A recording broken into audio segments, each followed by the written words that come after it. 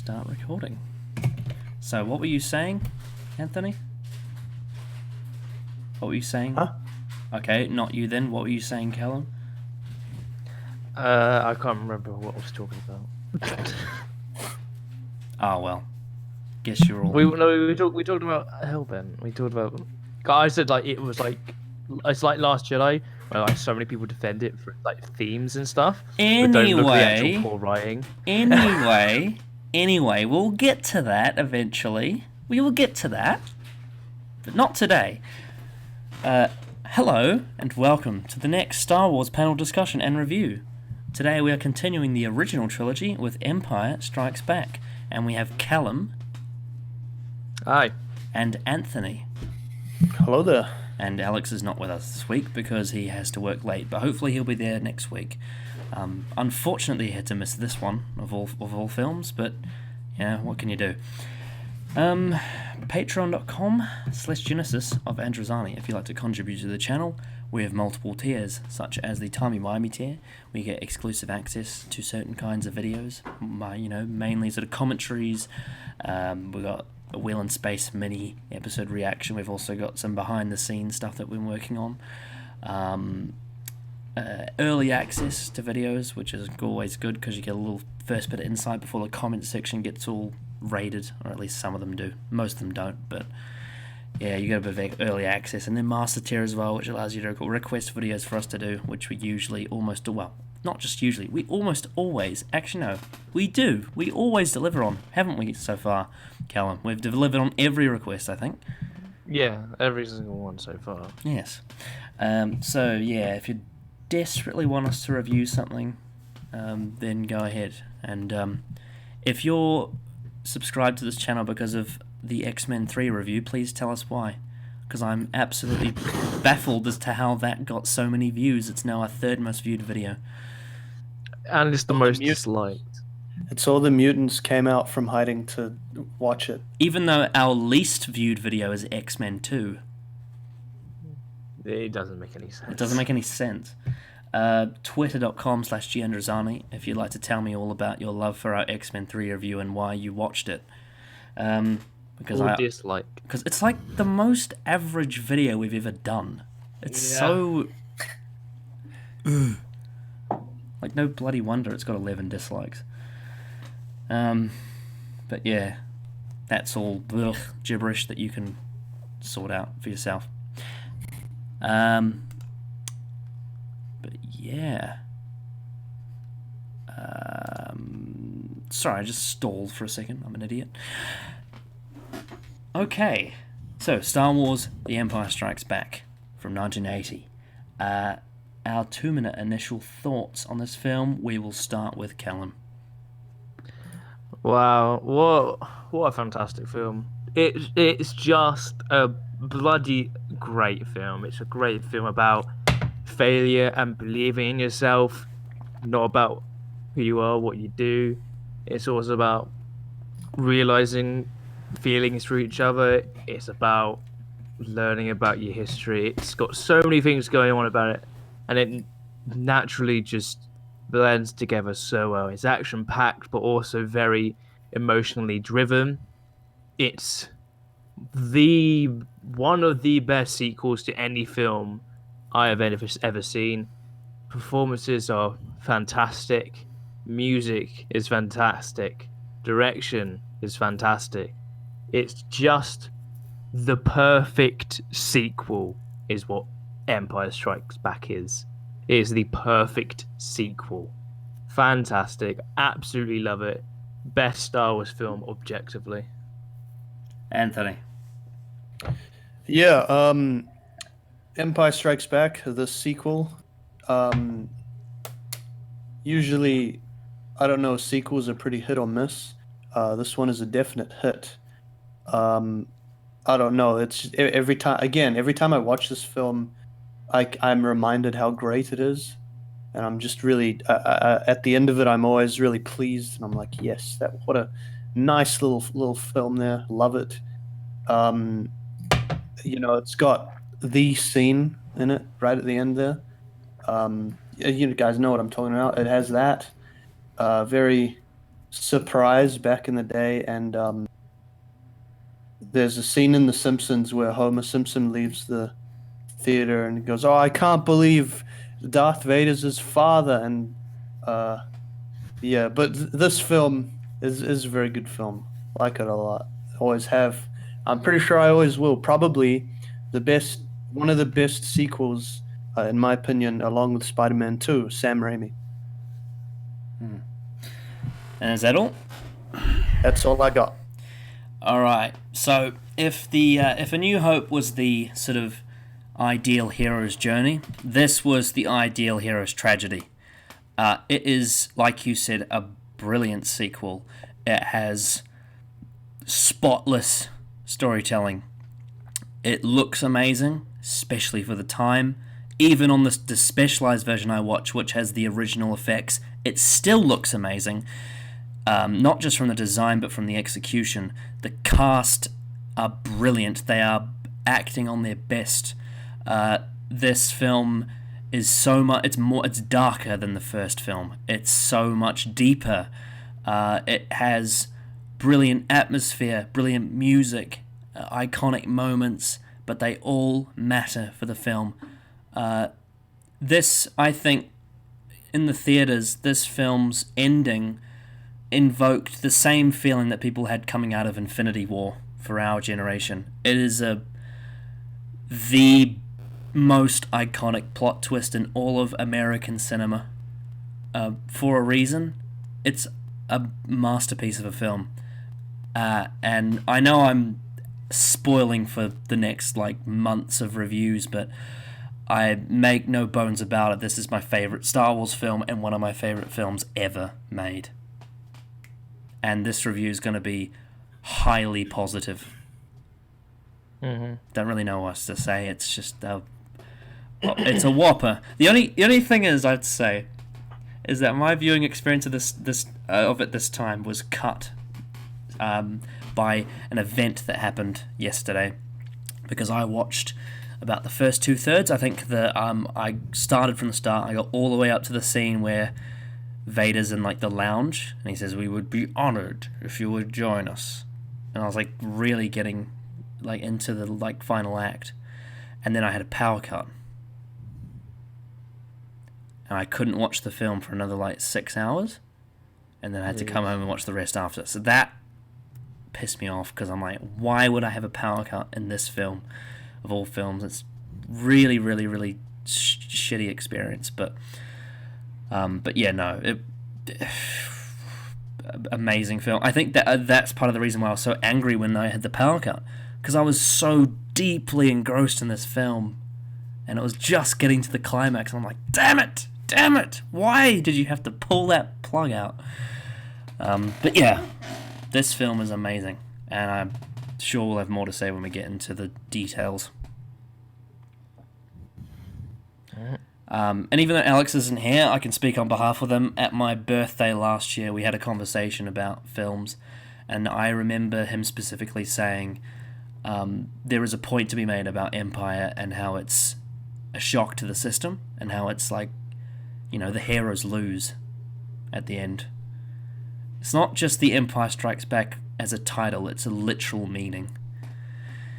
So yeah, that's the only initial thoughts. So should we get into the characters now? Yep. Alrighty.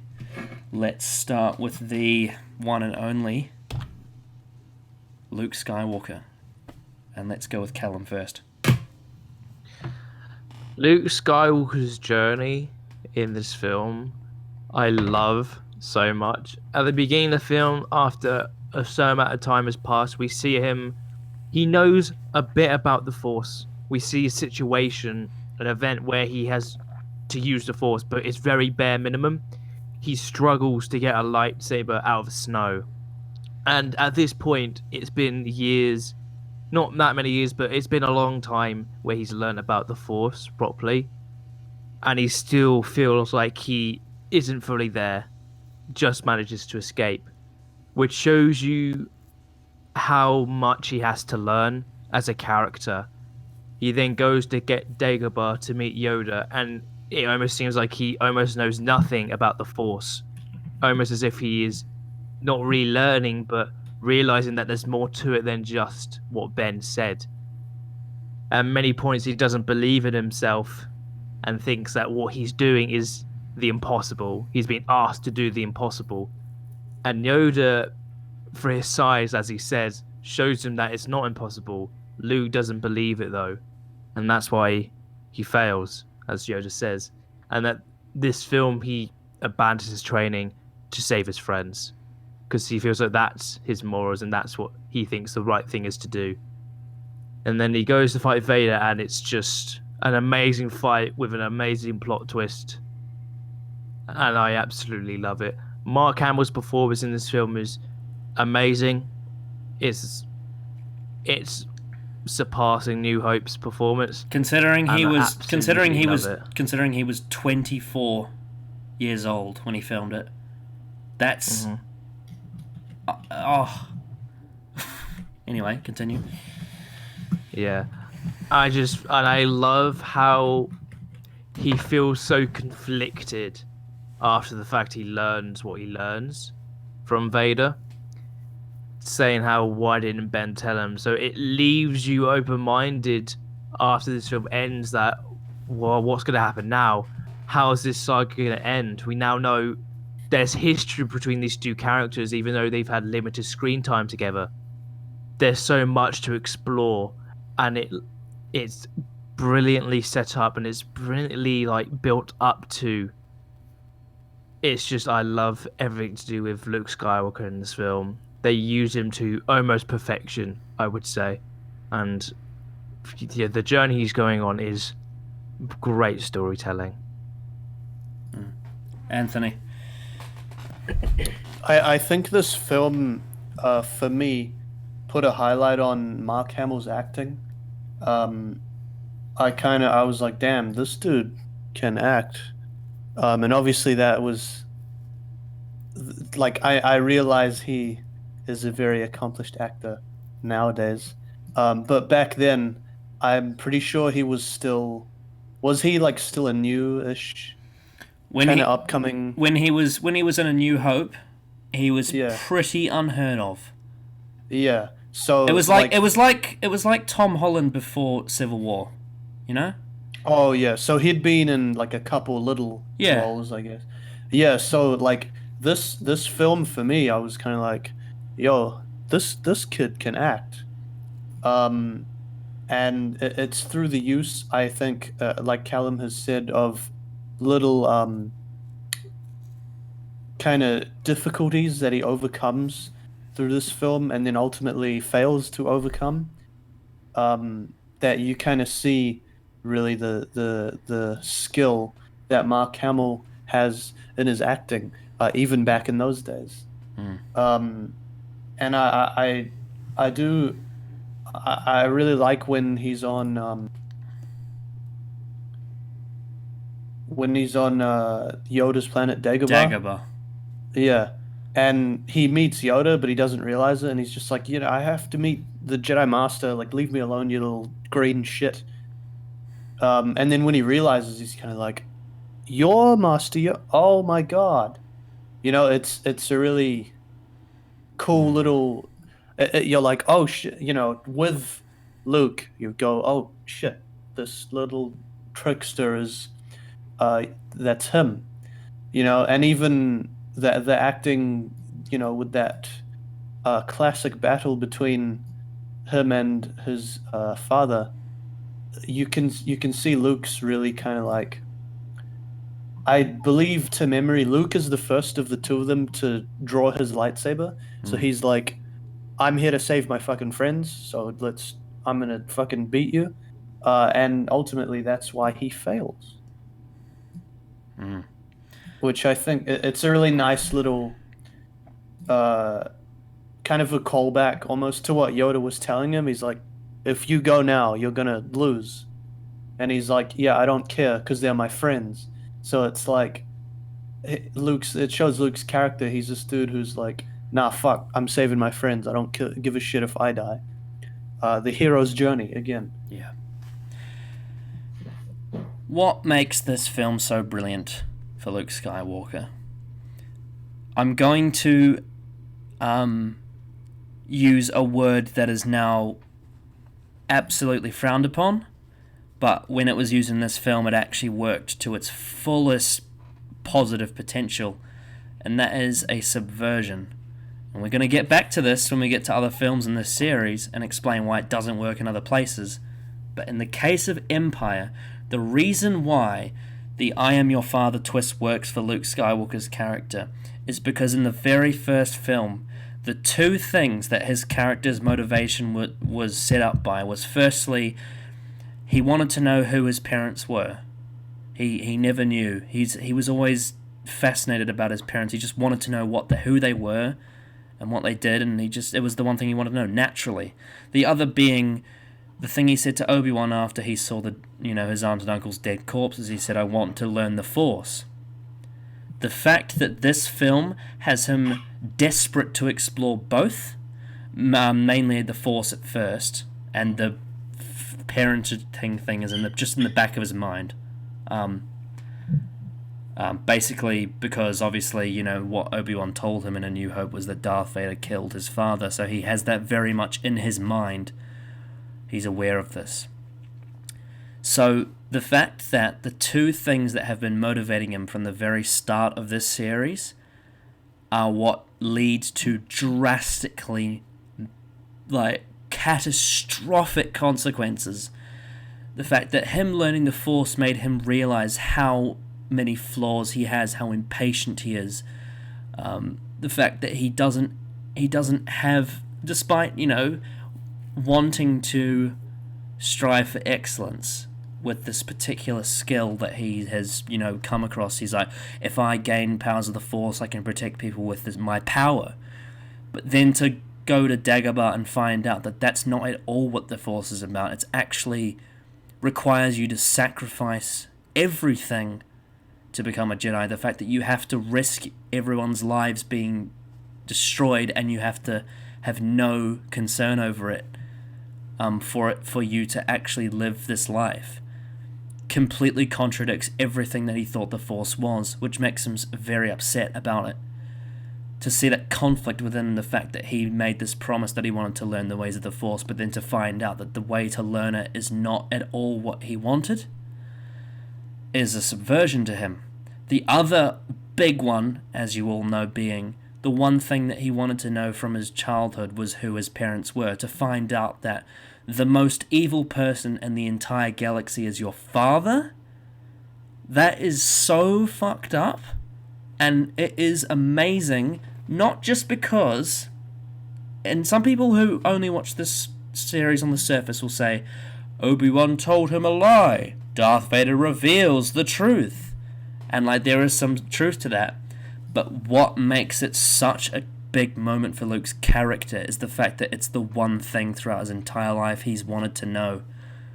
And to find out that his father is Darth Vader is the biggest heartbreak he could possibly have. Something that he could never imagine. The fact that I am the spawn of evil is amazing storytelling. And Luke Skywalker in this film is unbelievably well written, unbelievably well acted, and it is the perfect character arc for what this sequel needed to be, to tie the first and third films together and see the transition of his struggle. It's masterfully executed. I honestly couldn't think of one thing I would change. It's beautiful storytelling. And I suppose the only nitpick I might have is the fact that he enjoys being kissed by Leia. It's a little bit awkward in hindsight, but to be fair, they didn't really know. But it is a little bit odd. But aside from that, Luke Skywalker in this film is basically perfect. Would you all agree with me on this? Yeah. Absolutely. It is the ultimate subversion, and it works. It's so brilliant. The fact that the entire film builds around those two as well, the fact that it's not just throwing twists at you left and right to make you surprised, it actually makes the story's entire purpose revolve around these twists that actually impact his character going forward. That is how you do a plot twist. You do all the heavy lifting. Because we were expecting something and we got something instead of we were expecting something and got nothing. You got something so much more interesting than what you would think it would be.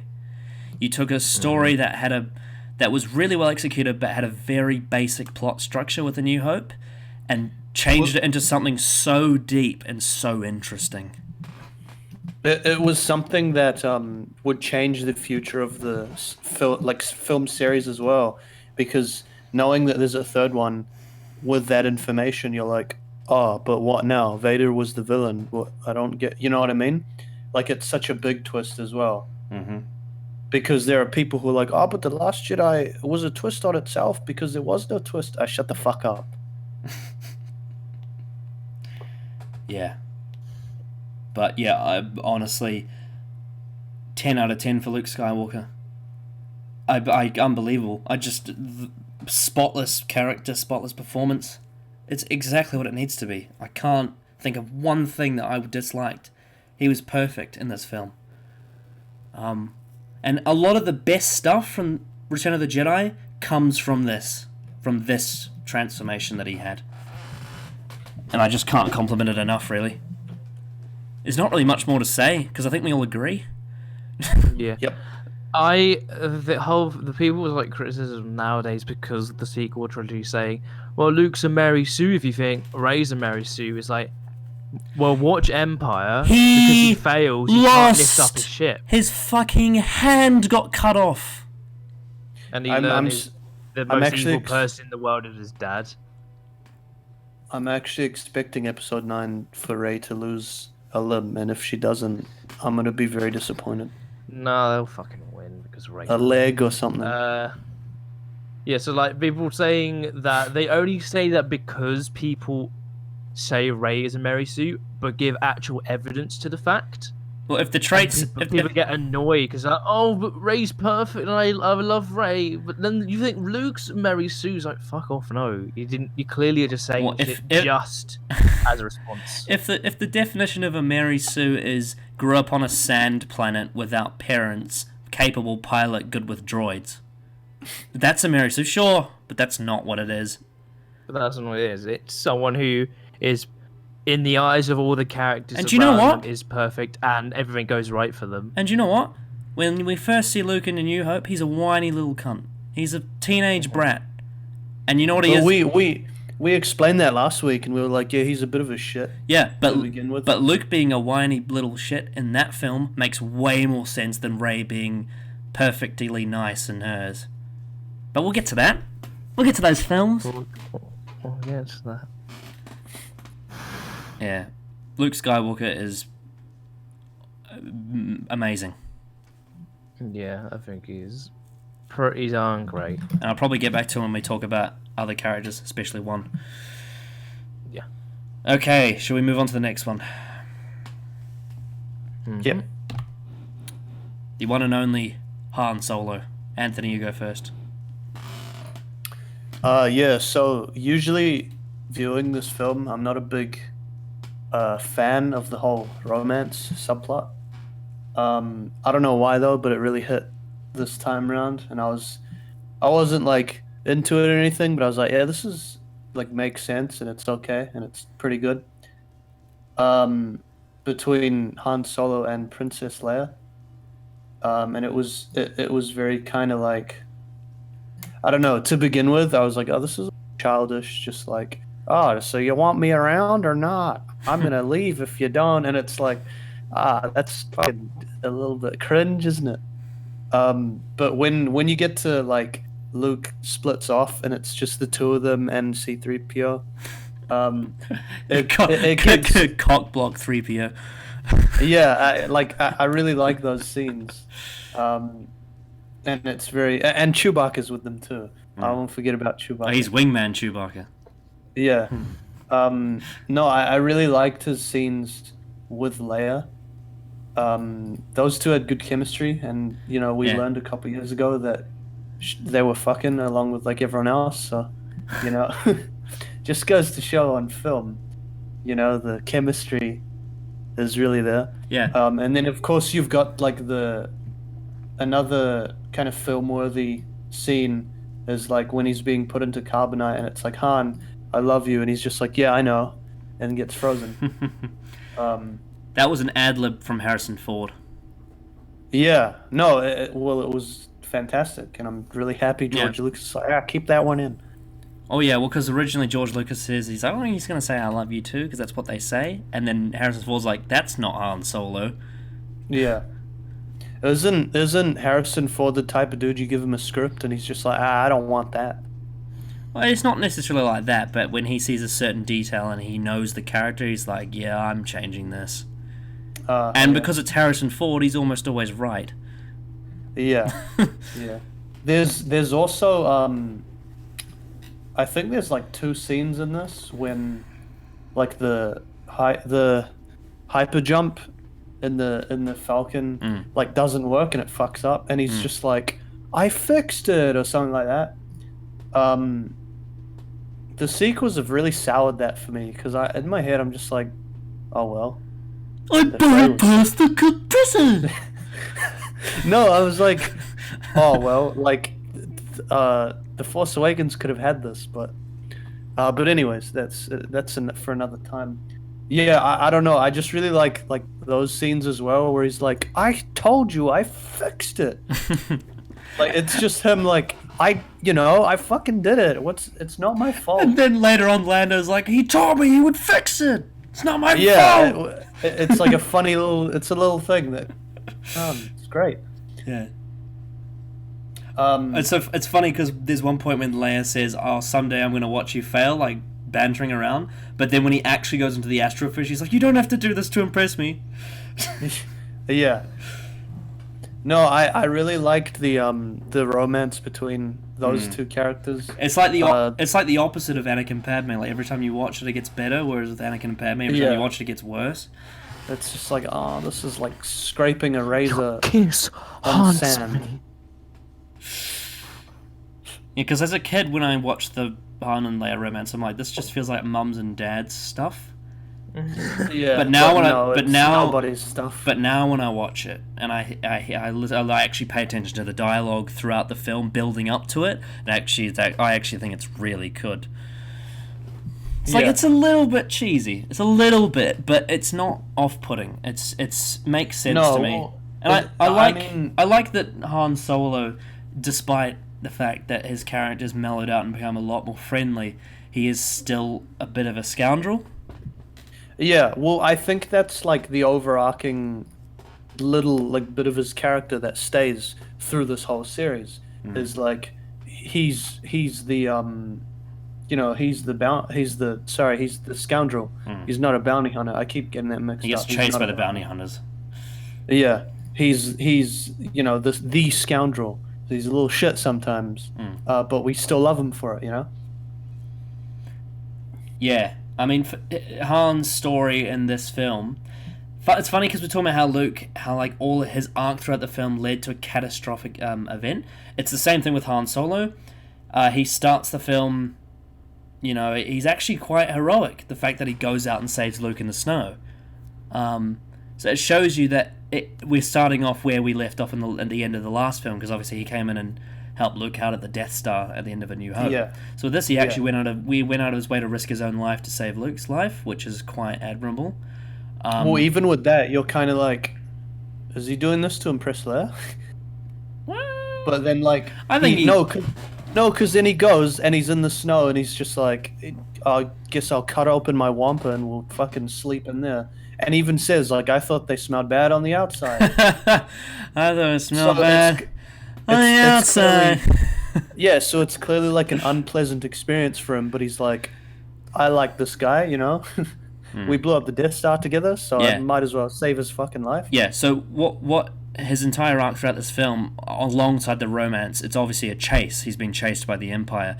And that, again, like, the whole, I'm going to say themes, even though I shouldn't use that word because it's like a swear word in reviews these days. But the theme, the fact that he's being hunted down by everyone, like he's being surrounded by the Empire and Jabba the Hutt as well. So both of them are going after him. And he has now, because he's not a shithead anymore, he has responsibility to look after this woman he really fancies, and obviously Chewbacca and the droids and whatnot. And he's actually part of the Rebel Force, so he's actually got responsibility. I think it's kind of perfect that the middle of this film revolves around an asteroid field, because not only is he surrounded on all sides, but his tactic is hiding, which is exactly what he's been doing all this time. And at the end of the film, the consequences is catastrophic, because obviously he gets put in carbonite, which is, almost the equivalent of a death. And it comes at the cost of his romantic investment in Leia, and obviously having to say goodbye to Chewbacca and all that. So Han Solo in the first film had like almost his own sort of, not a hero's journey, but like a scoundrel's journey. Whereas this, he had the scoundrel's tragedy. The same with Luke had the hero's tragedy. So, yeah, going with the sort of same through line of tragedy in this film, Han Solo had a very similar thing to Luke, except it was told in a different way, with a different sort of... It was more attachment, and also his having to evade not only his crimes, but also the fact that he's defending the rebel force. Yeah. And so I'd say the theme in this is like helping out mates, helping out your friends. Yep. And also the fact that this is like the original trilogy's arc of him constantly having to run away from the bounty hunters. I like how that... I mean, he ends up in carbonite. Yeah, so. And the fact that then leads into Return of the Jedi when we finally get the payoff to Han's arc with Jabba the Hutt. Which is much better in my version, because you don't see him until Return of the Jedi in my version, whereas in yours you see an ugly CGI blob that just didn't need to be there. But yeah. Blob. And also the fact that I like that in introducing Lando Calrissian, it was like he's like friends with Han Solo. The fact that Han gets double-crossed by one of his best friends because he's also a scoundrel. It's like a nice bit of almost karma in a way, yet it's very tragic and sad. Yeah. I think some of Harrison Ford's best acting comes when he's being tortured by Vader. I think that stuff, like when he comes back in the room and he's like all disoriented. Yeah. You can really see like this guy's come a long way since the start of A New Hope. And it's just at the point where he's finally become like heroic that he gets frozen. And then of course there's all the humor in between. Like I love his dynamic with C-3PO in this film. It's the best. Yeah, that's pretty fucking hilarious. It's quite possibly the best comedic pairing in this entire series. Absolutely. Yeah. And there's also one little detail that I want to mention before I forget. I forgot how early in this film Luke and Han separate, because it's literally like 15 minutes into the film, and they give each other a look, and Luke's... It's right after he saves them. Yeah, and Luke's about to say something, and then he doesn't say it, and then he walks away, he's like, see ya, and then Han gives him this like deep look of like, almost like foreshadowing, because it's like that's the last time they see each other in the whole film before Han's frozen in carbonite. Yeah. Yeah. But I forgot. But the only time after that Luke sees him is when he's in carbonite. Yeah. But he doesn't realise it's him. But that was quite smart, though, the fact that they focused the very opening of the film around Han saving Luke, so they got some screen time before they separated. Yeah. And yeah. And I can't wait to watch Return of the Jedi, because then we get the famous line when he says, "We're gonna die here, you know." But yeah, Callum, what are your thoughts on Han Solo and Empire? I love Han Solo. I think he's fantastic. I love the romance between Leia and Solo from the get-go, because I love how Han he's like not dumb. He has figured out that Leia does have feelings for him, and he's trying to get her to open up. That's what I think the point is, that whole opening bit between them is. It's also just saying out what their arcs are going to be, and I think they actually do it very well, because Han is like so like he's so like, cheeky in a sense. He's like, come on. It's just like he knows that she has feelings for him, and I love the last line of he's after like Leia says, "Well, I'd rather kiss a Wookiee," and he's like, "I can arrange that. You could use a good kiss," and it's just like fucking love Han Solo in this film. You're gonna let a the whole gorgeous guy. hyper. Gonna let a Yeah. gorgeous guy me out of your sight. And then she fucking kisses Luke, and he's like, "What's going on here?" It's really, I love it. Yeah. It's like, Don't get excited. This isn't quite enough to get me she excited. reveals her true feelings for me. Captain, that's not quite enough to get me excited. Oh, haven't got time for anything else.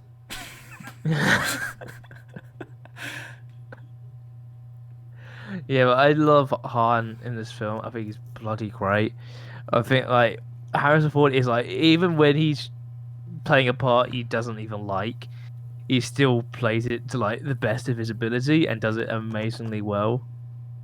It's just like I just love Han in this film. I think his whole arc of, like you said, him being an actual rebel hero and taking responsibility, telling Chewie to take care of Leia and the droid and stuff. That's a very good scene. Showing like, That's a very good scene. That one. yeah, for and him. I love you, I know line is great because it totally is in character with who Han is and what we've learned about him up until this point. Yeah, it's just brilliant. And there's one thing that people say is a plot hole, but I absolutely debunk, is the people say like, why does Han have his hands up when he's frozen when he had his hands tied around his back? And I think it's because he actually untied himself and almost got out. Yeah, I like that theory too. That's what I was thinking when I watched it. I was like, yeah, he was probably like fucking what's that magician's name? He like Houdini'd himself out of the handcuffs, but he was frozen. Yeah. See, he almost got out. Yeah. And that does, like, obviously we're writing for the film at that point, but it does fit into his character, I would say. And it also again showcases how useless the stormtroopers are. The fact they couldn't tie a knot around his hands, or keep like the cuffs all clicked together. Yeah, properly. And then they're like, "Oh, let's do it with Luke Skywalker," and then like within 2 seconds he just jumps right out. Yeah, impressive. Unfortunately, Han Most can't impressive. do that. Yeah, I think that might have been, he might have been getting ready to jump, and then he was like, "Arr!" It does look pretty like deep inside. Like the hole goes pretty far down. Yeah. You know what'd be so funny if in Return of the Jedi when he got unfrozen, he just jumped out because that was his motion. You did I get out? Did I get out? Take that, Lord Vader. What if he like jumped out through Jabba's roof and he's like, "Oh, most impressive." Capo chica solo. Imagine a scene with Darth Vader and Jabba the Hutt. I'd rather not. Addy. He's like, and then Darth Vader's like, "You watch me win that pod race." Oh yeah, I remember that pod race I won back in the day when my mum was still alive. Yeah. Yeah, but I love Han Solo. I think he's brilliant in this film. Yeah, and Harrison Ford does a fantastic job. He's just so fun to watch. Like if this was like a top trumps, he'd have like 100 charisma. Yeah. Oh, yeah, exactly. Jesus Christ, my cat's like scratching the littered crystals off her foot onto my leg, and she's like, "You little thing." Anyway, are we done talking about Han Solo? Yep. There's so many memes though. That's the main other thing I was gonna say. There's so many memes in this film of Han. I mean, there isn't all the films he's in, but this one specifically is a lot. There's no cave. Are we ready for the next character? Yep. Yeah. The one and only Princess Leia. Well, I don't know if she's called a princess anymore, but it's Leia. Callum, Well, I guess she's technically a princess. Yeah, I love Leia in this film as well. I think like it's kind of like with Han, like their chemistry together works so well, and I think it's bloody great. I get like in the last film she takes authority, but in this she opens up more because of Han, because he's such a suave guy, but Leia clearly does have feelings for him. She like as the film goes on, they open up more and more and more. as Han sort of turns more into a sort of leader and someone who takes responsibility. So she sort of sees that he can be a serious person in a sense, that he can properly like lead, and I think she like realizes that, and they open up more, and I really love it because it works so well. It's really well written together, and the chemistry between the two actors is really, really good. I love Leia in this film as well. Obviously, I would say a bit of a more, not necessarily a backseat compared to the first film, because she was the prisoner that they were trying to rescue. And I think the interaction between her, Luke, and Han was very, very good, and was the thing that really carried you through the second act in the Death Star. Was it Death Star? Yeah, it was. In this film, it is purely a romance story, but I think it's very, very good. I think she plays like the romance of the relationship really, really well without her feeling like she's just like a secondary character. She still feels like an important figure within the film, and I really, really like that. One thing that's a little bit weird though is the fact that Luke kissed Leia in this film, and at the very end, obviously he calls out her name, and she responds. So Lucas knew in this film that they were brother and sister. Or at the very least, they were connected in some way. Yeah, true, maybe, but it is a little bit weird.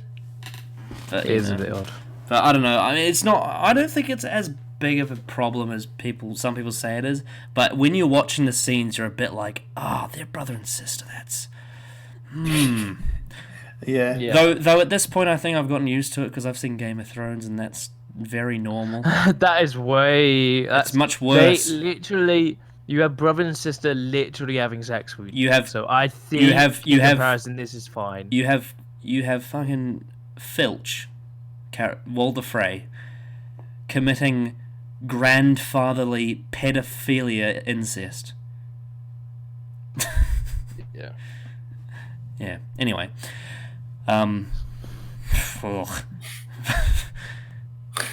but yeah, I mean, I think it's a good progression from the first film. It's interesting how Star Wars, the original trilogy, doesn't have that many female characters at all, yet this one, the one that they do have, they actually nail really well. Yeah.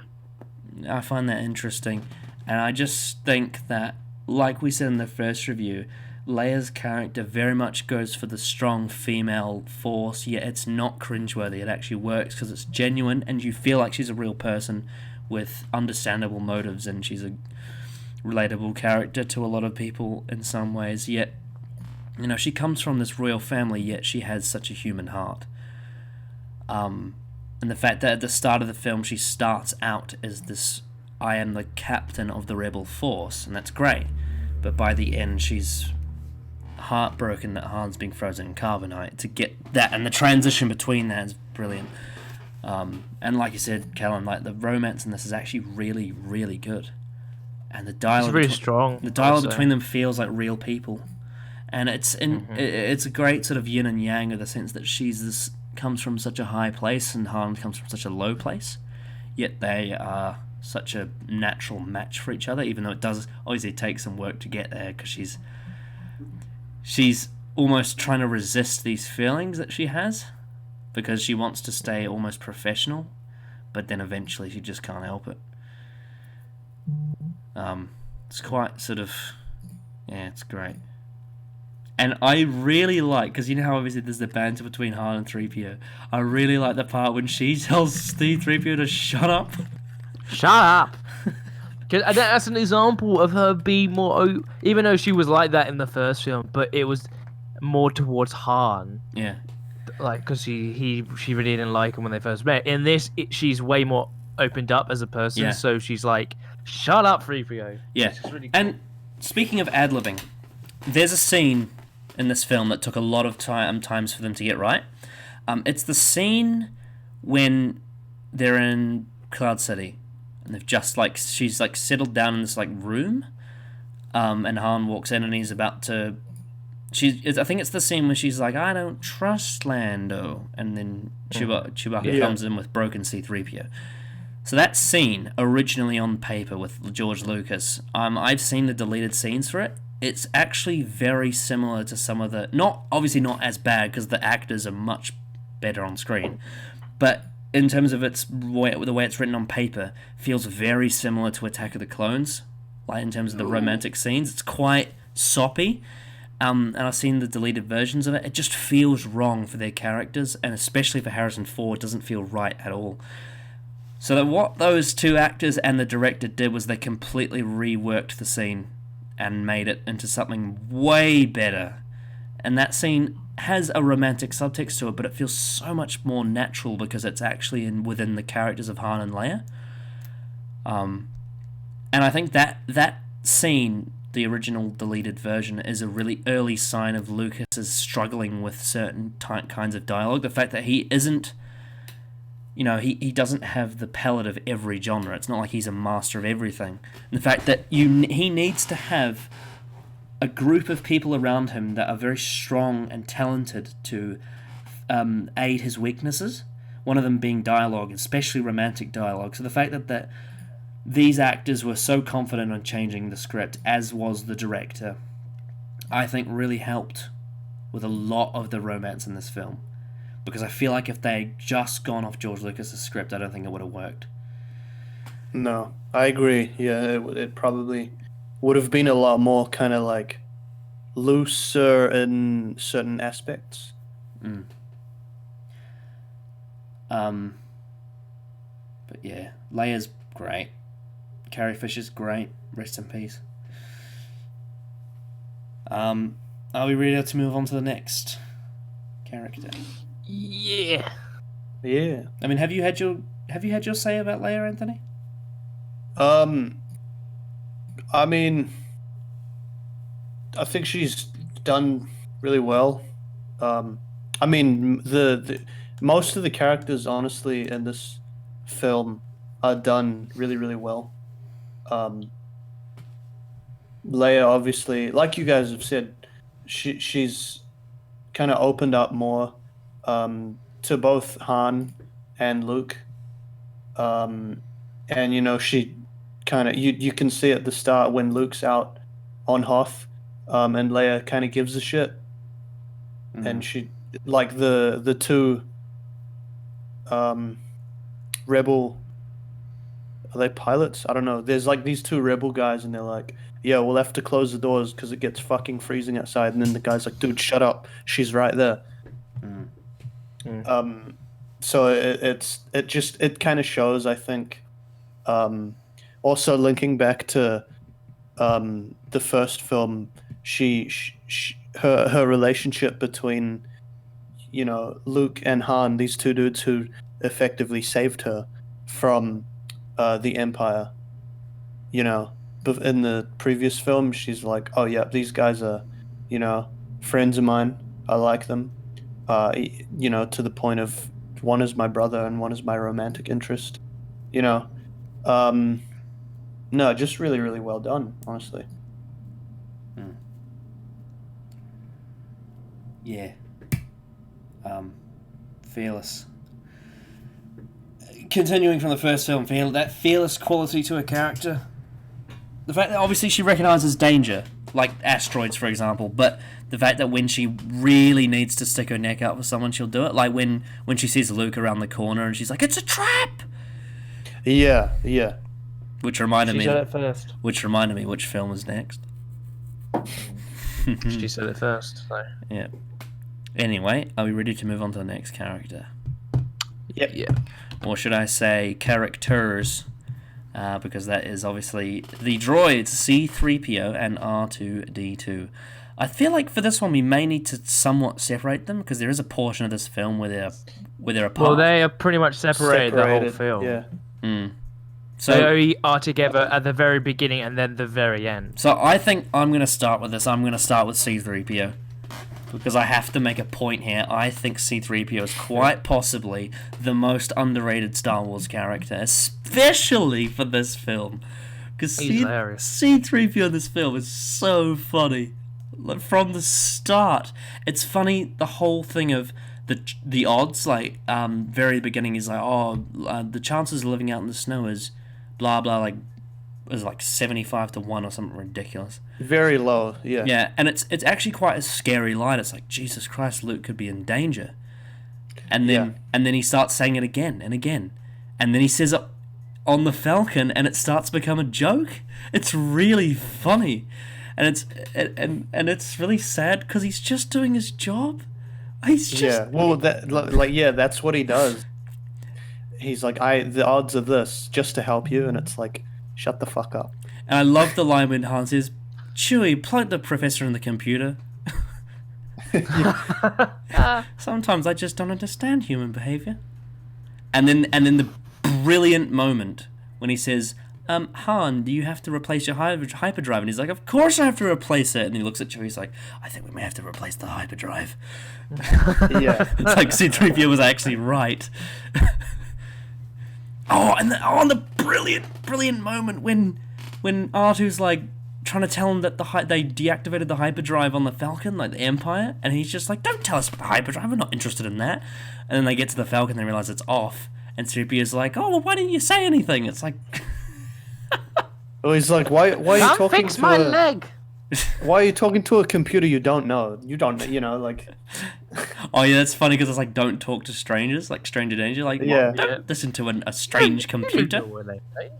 Yeah. Yeah. And the fact that he just goes wandering into this like droid compartment and gets shot by a stormtrooper. It's so funny. And then I love the dialogue when Chewie turns it back on and he's like, stormtroopers, we're in danger. I better warn the others. Oh no, I've been shot. I love that. I love it.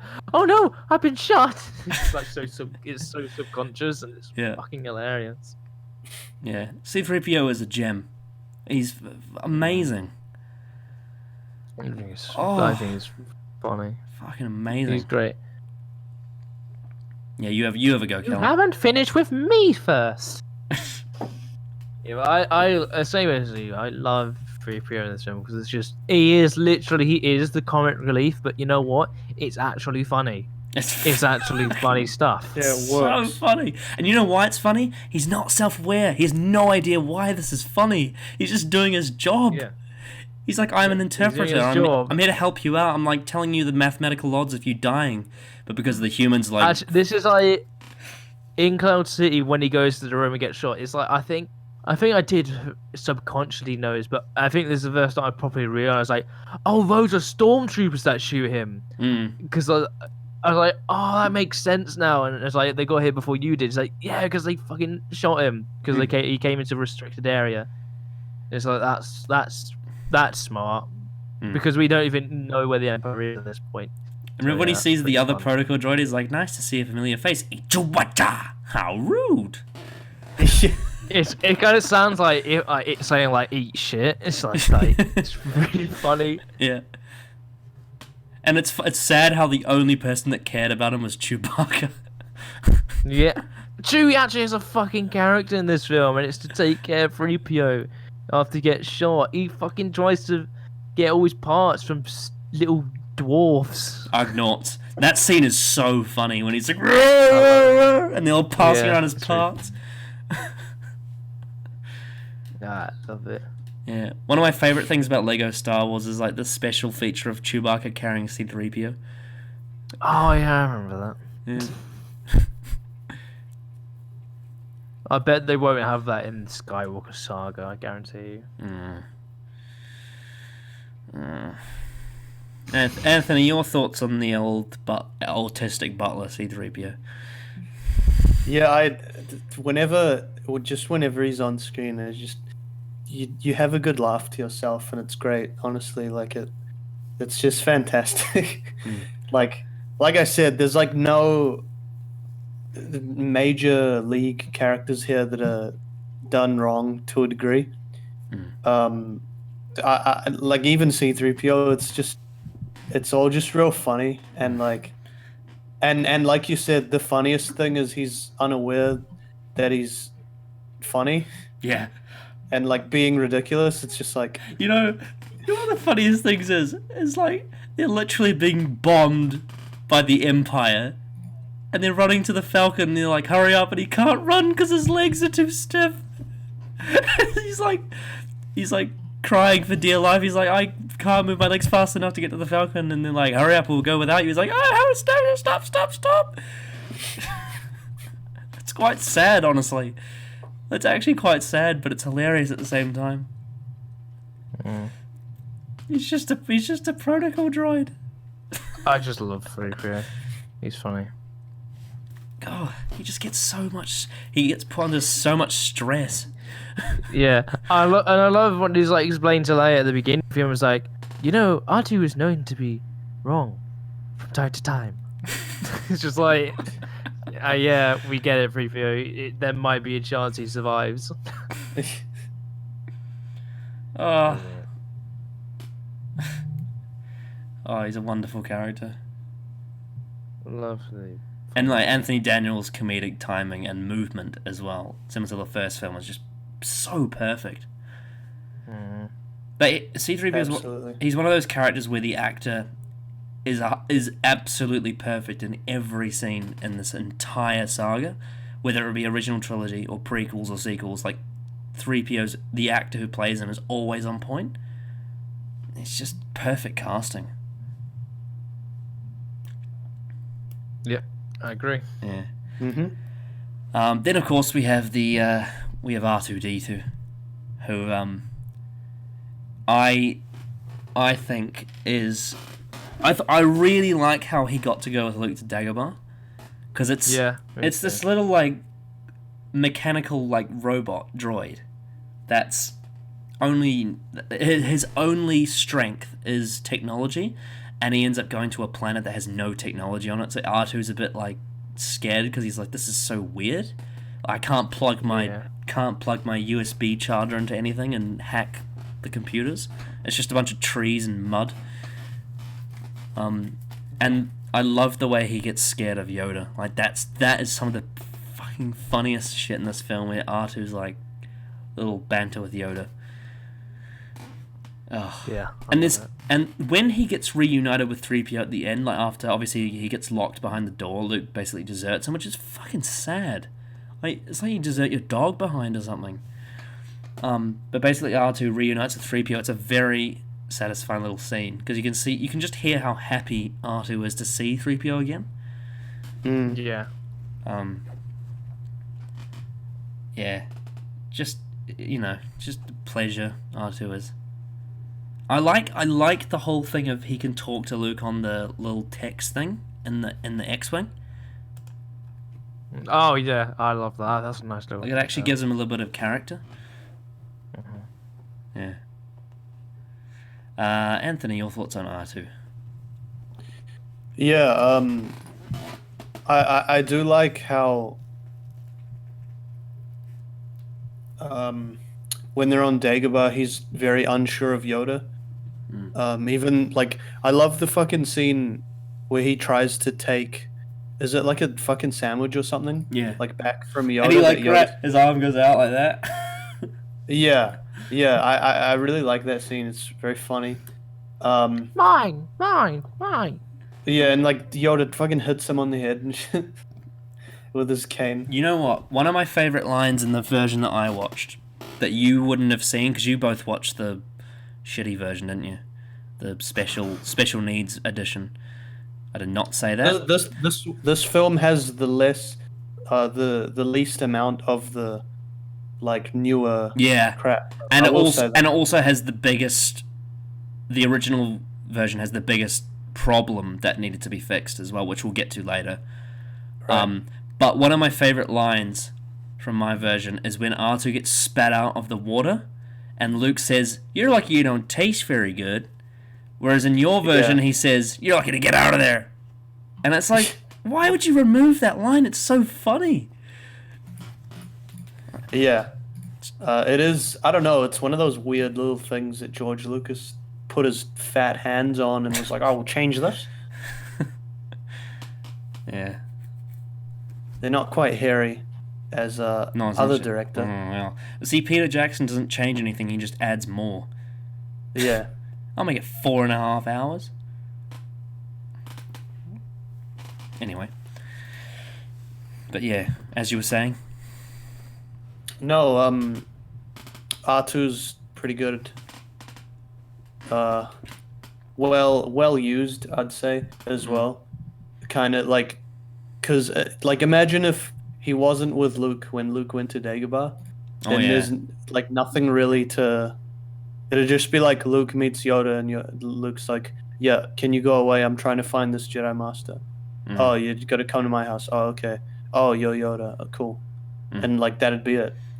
Whereas we get like the funny little encounter with Yoda, and R2's like, "Give back the fucking food," and it's, it's all a good meme. Yeah. It's really sad how he's left outside and he's like leaning his wheels over to look inside the hut and he's like, I was kind of like, could he fit in the entrance? Because obviously when Luke goes in, he's fucking crouching and it looks really uncomfortable. Yeah. And then obviously when Luke's doing the Force powers, like he lifts R2 in the air and it's really funny. Yeah, one of the things I like about this film is when Luke's training. This is back on Luke, just quickly. When Luke's training, and he's lifting the rocks up with the Force, and he's like stacking them. It links back to when he's fighting with Vader, and Vader's like, "Oh, yep, I'm gonna throw all this fucking shit at you." And Luke's like freaking out and just like trying to deflect it with his lightsaber. Yeah, and that's not what Yoda taught him at all. You have to concentrate. Exactly. Well, that's what, like, I like how Yoda's like, if you leave now, you won't be able to beat him. Whereas we can see that if he stayed, he would have been like, no shit, I trained this way, so I know how to deal with it. And then obviously we'll get to it again, but what does Luke do to C-3PO's chair in Return of the Jedi? Yeah. And he stays calm. They're about to be burned alive by savage teddy bears. And what does he do? He stays calm, uses the Force, and lifts the chair. That's character development, ladies and gents. I do like how if Luke didn't go, they still would have like escaped anyway, because it's Lando who saves them. Yeah. Well, the Obviously, thing is, Luke going there sets it in motion. This is what's so brilliant about it, because Luke was never meant to go there, because he was meant to train with Yoda and like learn the ways of the Force and trust his instincts and not go premature. He was never meant to go there. He only went there because he had so much fear for his friends. But as Yoda would say, fear leads to the dark side. Where's the path to the dark side? But yeah, R2-D2. What else can you say? him. What else can you say? It's just funny. I also love how Luke struggles to lift 3 rocks and R2, and he's had years of semi-training in a sense, self-taught, but he had some training from Kenobi, and he's been trained by Yoda. So it's pretty difficult to learn as you go. Just keep that in mind. Keep that in mind. Note that down. The struggle of becoming a Jedi. Being a competent Jedi. Not even like a great Jedi, just a competent Jedi. Yeah, just one that like knows this shit. Yep. Yeah. Shall we move on to the next character? Yeah. The mighty Chewbacca. Callum, you first. Yeah, Chewie has an actual character, which is really nice.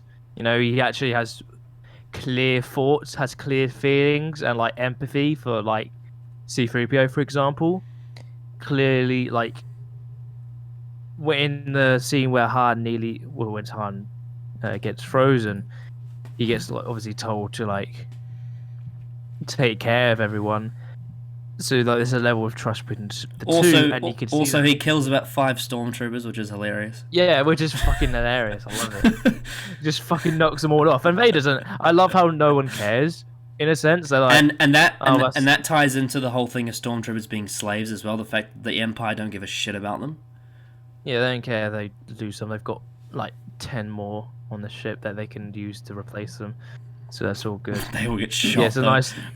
It's just a nice little detail they have. It's like they don't care. We Also, just have loads of them. Isn't this the first one when Chewie has his bowcaster? I can't remember if he has it in the first one. Does he have it? I can't remember him having the bowcaster. He has it in this one. I know he definitely has it in the cave when he shoots. When does he have it in the cave? When he shoots the Minox. Oh, okay. When he shoots the Minox, he absolutely has it. I think I might have missed that. Yeah, he definitely has it then. I'm not sure at the first film though. I can't remember if he has didn't have it in the first one because he probably would have used the guns that the stormtroopers had. I don't remember.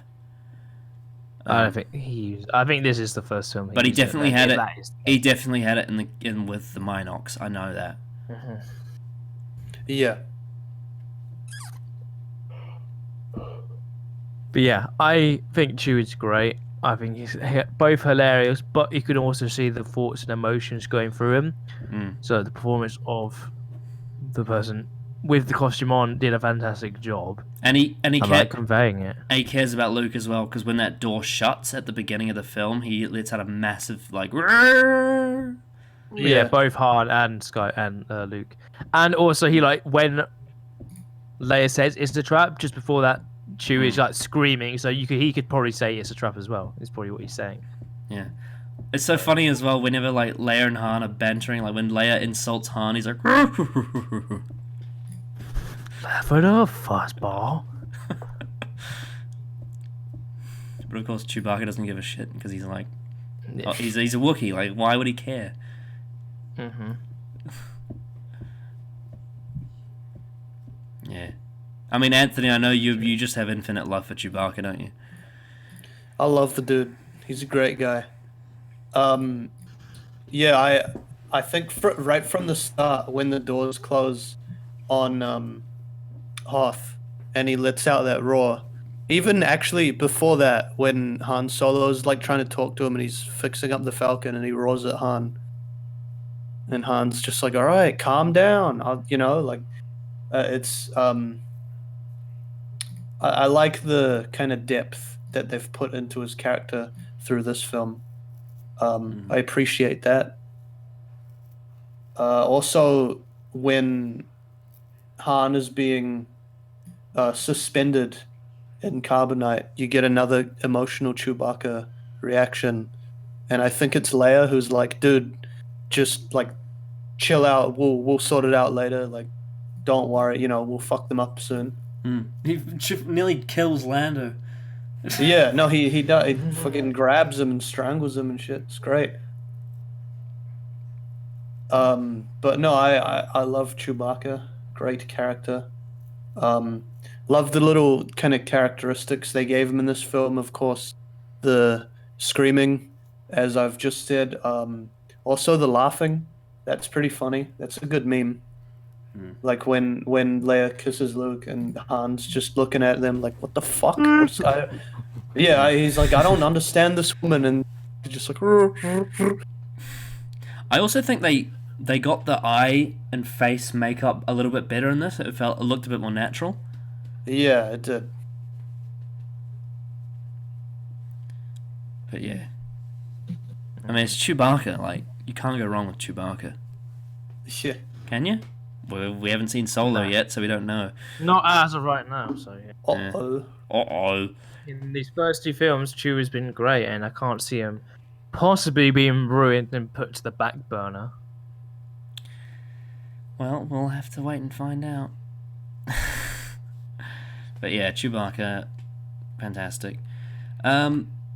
Next character is Yoda. I think I'm going to start with this. Do it. Yoda is my favorite character in this film. I think Yoda, especially on my last few rewatches of this film, I think the puppet for Yoda is perfect. The way Frank Oz manages to use his hands to make him feel lifelike is... You could not do it better. It looks so real, the movement, especially the scene when... Luke stands and says, "You want the impossible." walks away, and then obviously he closes his eyes and lifts the ship. He looks like a real person. The execution on this puppet could have easily been a massive mistake and been an absolute joke, but I think it's brilliant. It's absolutely brilliant. And on top of that, the character, the fact that he, as soon as Luke comes in, he's this little green thing, he's like he's just this little green shit that Luke thinks is just a joke. And the fact that there's that moment in the hut when Luke says, what am I doing here, wasting my time? And then he has this change and he says the boy doesn't have patience, and you just hear the change in his voice and you get the real Jedi Master. Yeah. This character, and and in contrast to Last Jedi, which is an absolute piece of rotting shit, when they're doing the Jedi training sessions, every line that comes out of Yoda's mouth is just pure gold.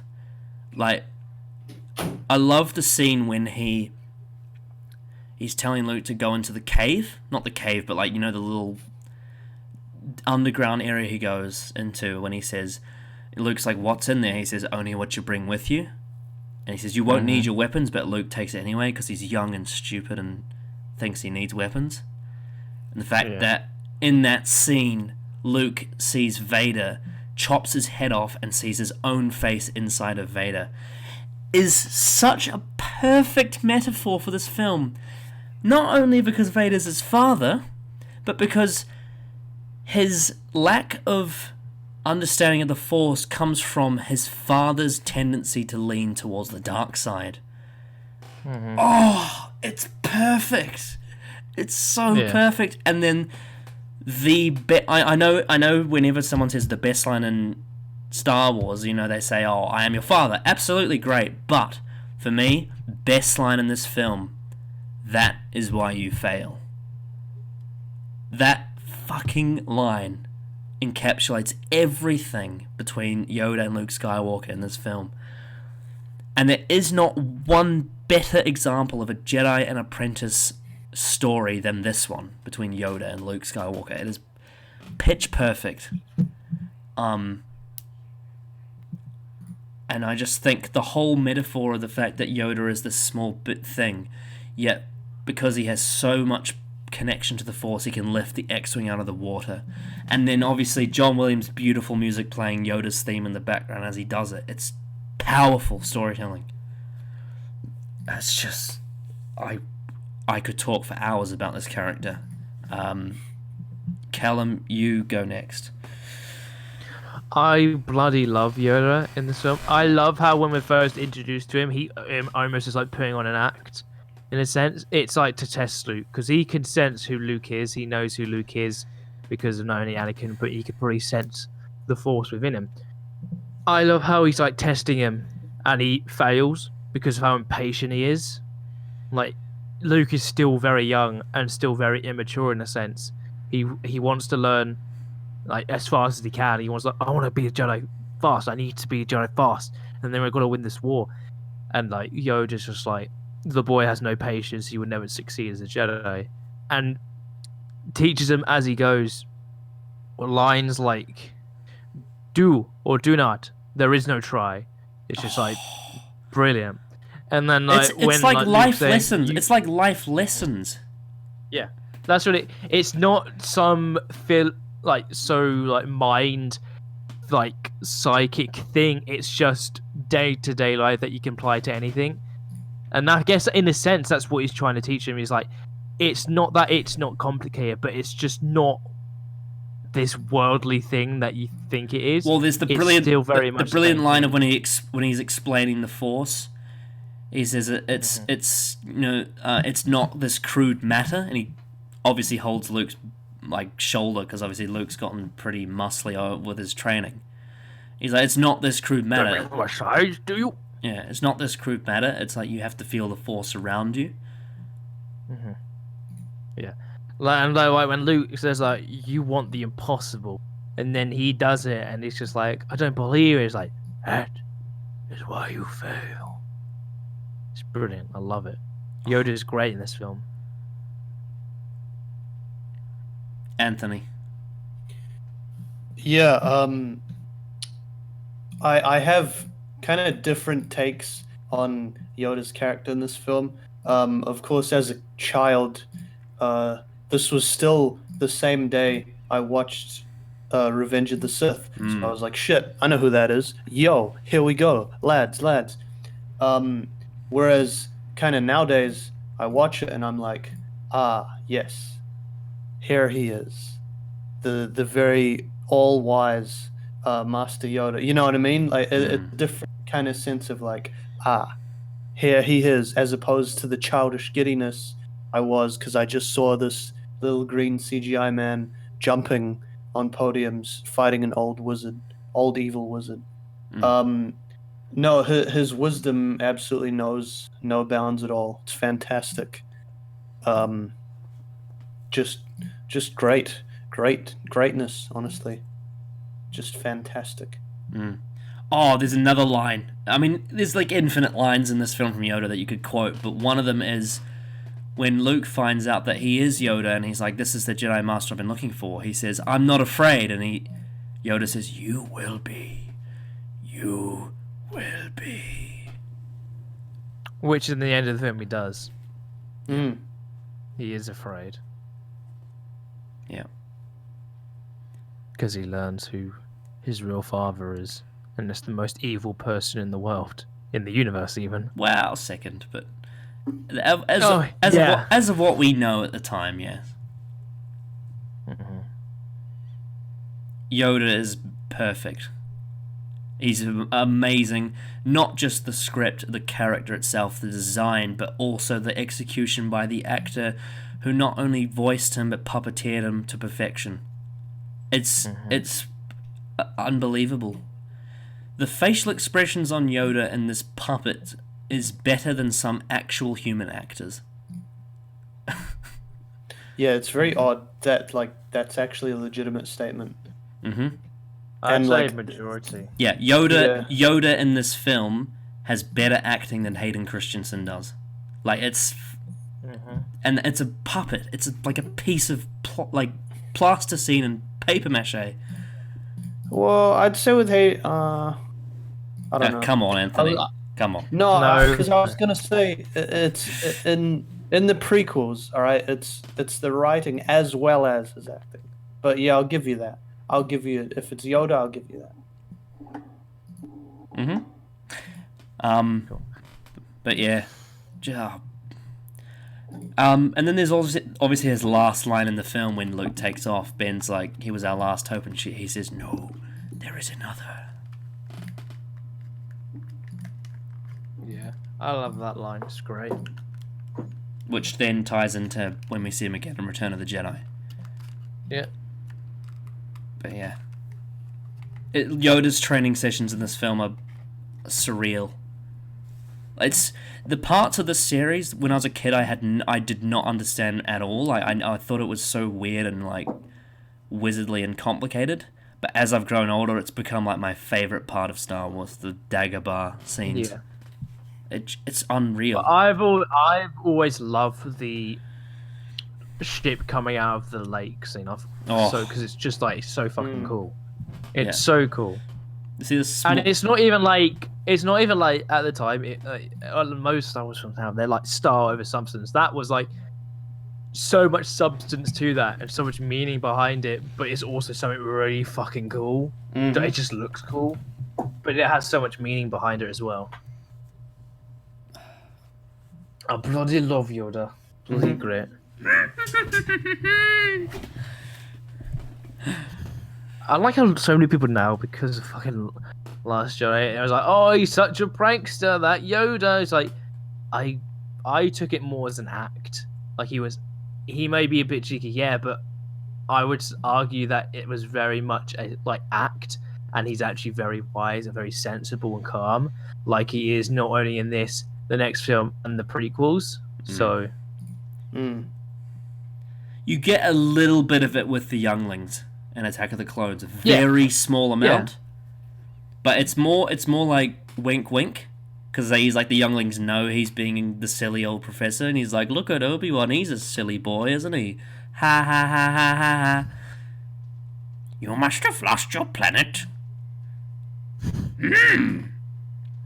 But with this one, it's actually brilliant because he's testing Luke to see if he has patience. Yeah. Love it. Yeah. Next character. Should we go for the next character? Yep.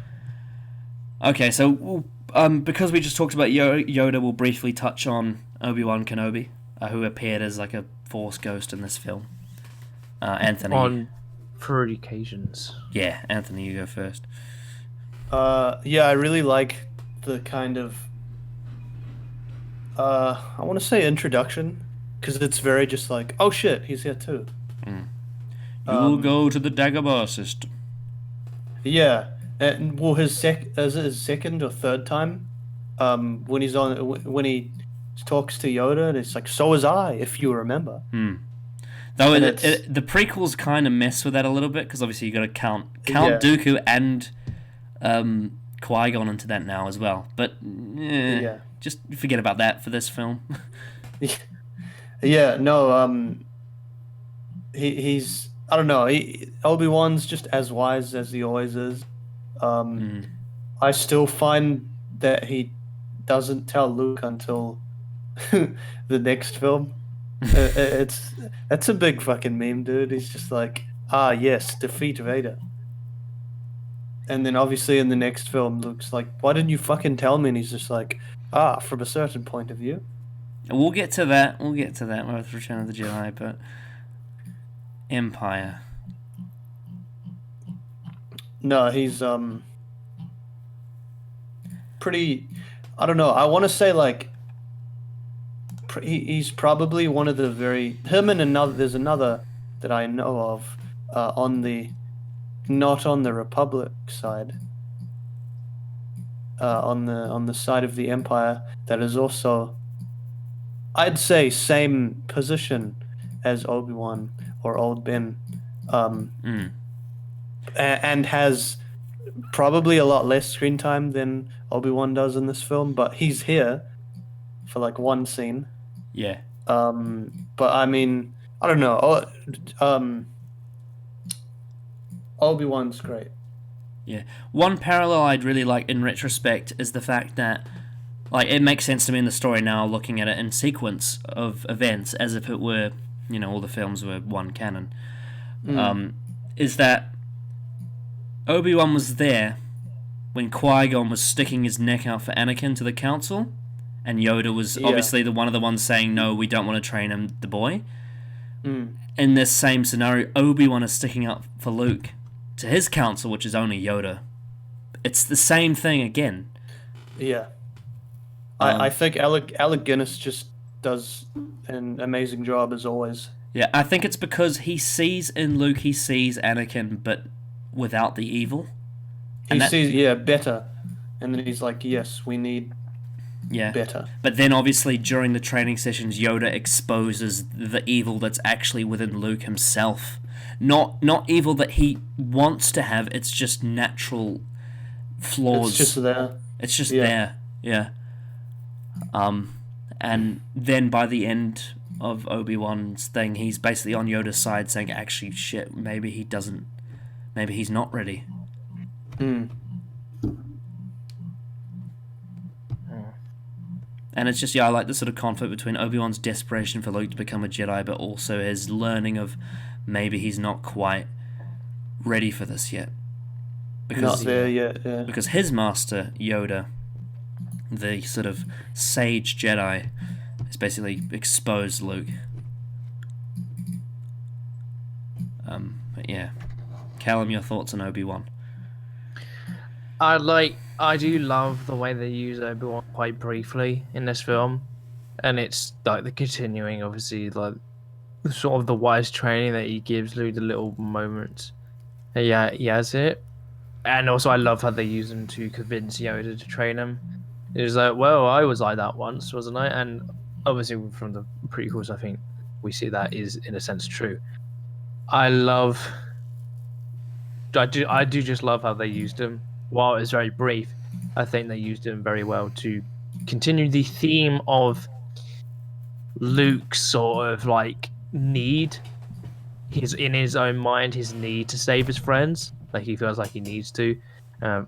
Obi-Wan Yoda saying that he needs to train, and the reason why he loses in the fight in Empire is because he didn't train and abandoned all of the stuff he learned. And one little detail that I really like in the production throughout the original trilogy is the fact that when he first dies, Luke can only hear him, but then in this film he can see him faintly at the start. Then after his training he can see him clearly, and then by Return of the Jedi his ghost is almost human. That's a really small detail. I like the fact that the more Luke gets in tune with the Force, the more he can see and hear Ben's ghost. Yeah. That's a nice little detail I really appreciate. Shall we move on to the next character? Yep. Yeah. Lando Calrissian. I think Callum sounds like you want to start. I love Lando. He's such a goddamn playboy, and it's so funny. I love in this film, like, he is kind of like how Han started out, a little bit more playboyish, and a little bit more, like, suave in a sense. Yeah. But you see, like, how, like, when he's threatened, he feels the need to, like, or then I have to do whatever it takes to save not only myself, but the people that I take care of. So he's like, he throws Han under the bus. But you, in a sense, understand. You understand why. But I do love how, like, he sees through Vader's actions, how he constantly changes the agreements of the deal, and how he treats Han like pretty, like he could have died, and it's lucky that he survived. So then Lando takes it upon himself to escape from the situation they're in and escape, and tells everyone to evacuate. And then he sets out on the mission to try and find Han because he feels responsible for what happened. So he then is like, well, now I need to prove myself and redeem myself and go and find Han. Yeah. It's interesting how similar to Episode 4, Han, he thinks he can just do his little thing and be like, hey, I'm on my own little island doing my own little thing. And then inevitably gets sucked. I'm in it for the money. And then inevitably gets sucked in by the Empire and develops hatred for them because Vader just completely fucks him over. Yeah, he's like, oh, we'll let like Chewie and Leia stay here if you give us Han, and we won't expose you. And then I was like, oh no, we're gonna take him now because I say so. I really like the line of dialogue when Han's he's in the orange room. And he says, what's going to happen? And he's like, you're being put into carbon freeze. As if he's like, shit. Like, I can't stop this from happening, but this is what's going to happen to you, Han. And he's like, oh, well, you're a great friend, aren't you? You're a real hero. You're a real hero. Oh, the scene when Han punches him. It's very... Yeah. Like, there's a brotherly kinship between them, but there's also a resentment. The fact that Lando completely backstabbed his friend because he, obviously, fear of the Empire. Yeah. But then, obviously, at the same time, Billy D. Williams' charm. You know, when he first sees Princess Leia, he's like, hello, what have we here? It's very suave. And I'm very scared for watching Solo and Rise of Skywalker because obviously he's in both those films. Ugh. Doesn't Killmonger play him in Solo? No. No? Oh. No, it's Childish Gambino. Oh, right. Donald Glover. Donald Glover. Oh, From Spider-Man. Spider-Man Spider-Man, yeah, sorry. Yeah. God, I sound like a horrible racist. When you said Killmonger, I completely blanked out because I had no idea who you were talking about. I was like, oh, you're talking about Donald Glover. I was like, oh, yeah, the I thought it was Michael B. Jordan. Yeah, sorry. No, sorry. I mean, the other MCU. Yeah, I sound like a horrible racist now. I apologize. But Donald Glover. Anyway, Anthony. moving on. Yeah, moving on. Anthony, your thoughts on Lando Calrissian? I like that. His when we're introduced to him, he's kind of like, yes, I run this city, and you're like, oh shit, okay. So he's like a government official, and then it's like, oh, he's a friend of Han, and you're like, ah, so he's not. And then there's kind of dialogue with history behind it. How it's like, oh, look, cleaned up, cleaned up your act, and you've got your own city and all this stuff. But underneath it all, he's still, just a kind of a scoundrel, if you will. And then, like Han, very much like Han, he makes an attempt to redeem himself by the end of the film, and that's continued on in the next one. So he does get a little redemption arc there. Yeah, I am also interested as to how the portrayal of him in Solo will or won't go. As is Rise of Skywalker. Oh yeah, fuck. Oh no. Oh dear. I'm glad at least for Rise of Skywalker that they got the same dude, but I'm still kind of like, Well, they're bringing him back because they're gonna ruin him. That's why they bring him back. They bring back the Emperor and they bring back him because they got to ruin all the characters. You know what they might do, honestly? So far, they've been pretty good with that. I just had a thought. You know what? It's quite possible the reason why they did all these like weird in between films like Rogue One and Solo is because I think they may be planning for Rise of Skywalker to be like Days of Future Past, where they combine like the current cast with like the prequel and the original and like the spin-off cast. Well, you'd hope so. Because time travel. Yeah, it's quite possible. I'll be shocked at this point. I'll be shocked if they don't attempt to do time travel. It would not surprise me if there was a scene with Anakin, Luke, and Rey like standing together at some point. I mean, time travel exists within the Star Wars. Do it. They can fucking do it. Yeah, just Kitty Pryde's powers. C-3PO talks really fast, and maybe 3PO is how they time travel. They're just like, how do we maybe that's why he got the red eyes. They're like, how do we time travel? Oh, we'll just plug R2-D2 into the Falcon. Oh, great, time travel. Yeah, why didn't we think of that earlier? They all look at the camera. Because Disney says so. Anyway, back to Lando and Empire.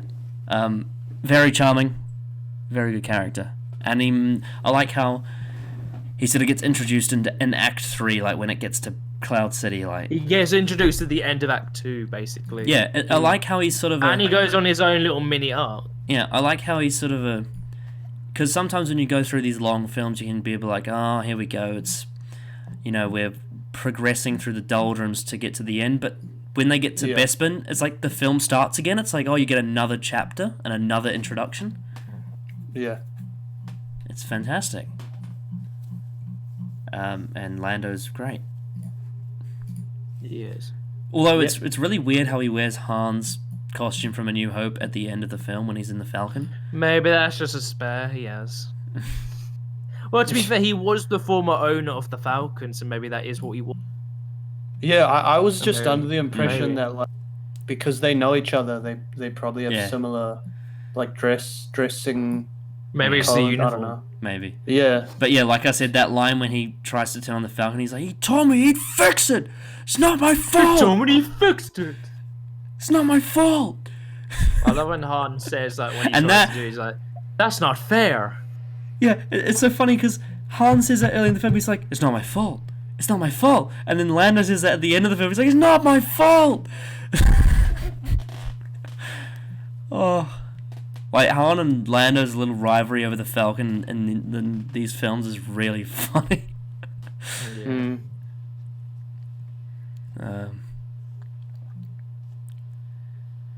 But yeah.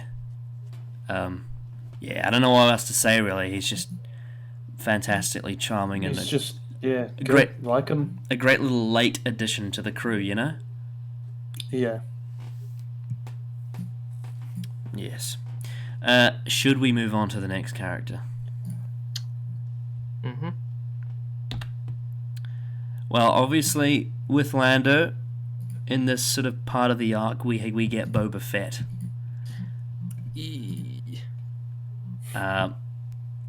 So now, again talking about different versions of the film. My version was the original version, who has the American accent. So, he says things like, "What if he doesn't survive? He's worth a lot to me." Like, he sounds like a cold-blooded badass. But in your version, it's fucking Temuera Morrison who played Jango Fett, and he's a fucking, not only a New Zealander, but he sounds like a soldier. It's really weird. He's like, "What if he doesn't survive? He's worth a lot to me." And there's no menace behind his voice. It's just, I am a soldier. And I fucking hate that with the remade version. I know I'm being anti-patriotic, because obviously New Zealanders in films are meant to, for me, is meant to be a good thing. But from in terms of the character of Boba Fett, Temuera Morrison's voice for me does not work at all for this character. He's too rigid, and he's so soldier-like. He's so much like, I'm taking orders from Jabba the Hutt. I'm doing what I'm told. I have orders. Whereas with the original voice, he actually sounds like a bounty hunter.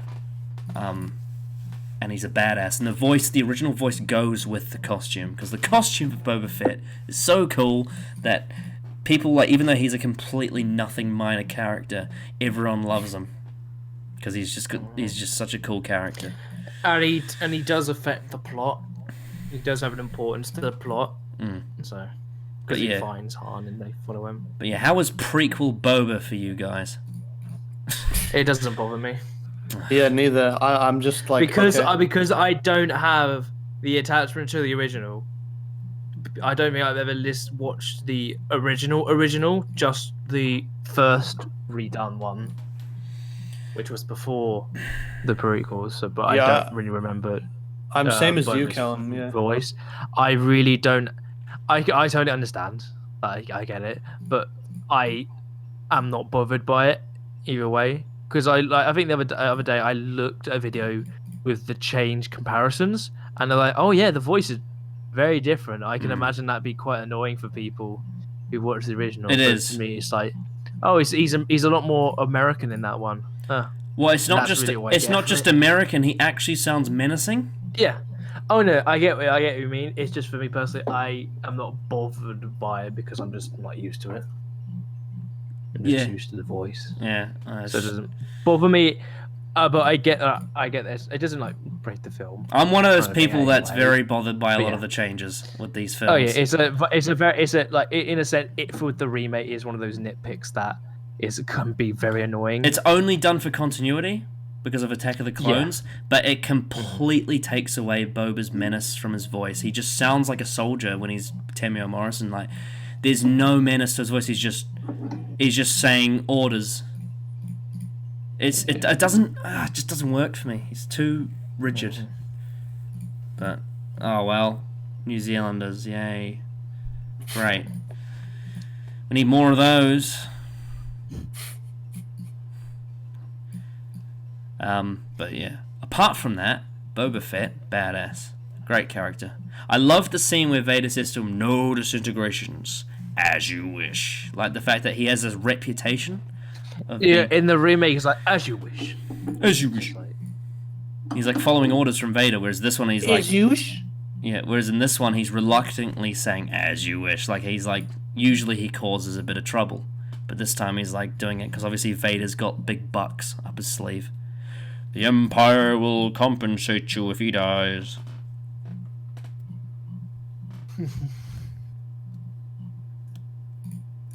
But yeah, I mean the bounty hunters in general. I mean, I think Anthony, this is a big topic for you because, in school, I'm not sure if you know this, Callum, but in school, me and Alex from the other review, we made this list of all the Star Wars characters, and we made like people from our year at school those characters. And Anthony's character is Bosk, who's like the one that like he kind of looks like a dinosaur, and he like makes a weird noise. The lizard one. The lizard one. He makes the weird noise at the general who's like the racist fucking admiral. Bounty hunters. We don't need that scum. No, I really like it. Again, gives the whole universe a lot more depth because it's like here's the Empire and they're like a massive fucking evil force. But there's also like yeah, exactly. And then it's like there's also bounty hunters who like do their own shit, and it's Yeah. pretty dodgy shit. But like they it's- get paid well from it because you see Vader's like you'll be compensated if he is, you know. So Yeah. it's like, oh shit, okay, so we've got these characters too, and that makes a lot of sense because you know Vader has just said you'll be compensated, which you'd assume is a lot of fucking money. But also the fact that like they're actually learning from their lesson, because in A New Hope they got their stormtroopers to do all this dirty work, and it just didn't work at all. Yeah, they're not adequate. They're just useless. Look, sir, droids. Whereas in this film they got desperate and they actually hired proper bounty hunters that know what they're doing. Yeah. And it says a lot that the Empire had this massive Star Destroyer and they couldn't find the Falcon on the back of it, whereas Boba Fett could with his ship. Yeah. I really do appreciate as well. You get that. I'm pretty sure all of the bounty hunters, like you've got obviously Boba Fett's a Mandalorian, and then you've got the droid. Or IG-88. Yeah, and then you've got Bosk, who's like another race altogether, and it's a again nice little world building. So good job there. Yeah. But yeah, this, again, like Boba's arc sort of ties in. He's like the next level Greedo. Like he's the upgrade. Yeah, like against Han and the rest of the main three. Yeah. But like, and it's funny because within the plot, his purpose is only there to serve for the Jabba the Hutt storyline. But it makes so much sense the way he intertwines with the Empire. And I feel like the only time in this series that he doesn't feel like the most badass guy in the room is when he's next to Darth Vader. That's the only time, because every time else, like Boba Fett is such a presence, unintentionally as well. Like he wasn't meant to be, but for some reason, this bounty hunter has so much aura to him. The fact that like his toy, that's probably why his toys sold so much. Like the costume and just like the fact that he's this fucking guy who goes around, you know, killing people for money or getting bodies for money. Yeah. Put Captain Solo in the cargo hold. And I love the design of Slave One, like the ship he flies. It's a really different style, like the fact that it's horizontal.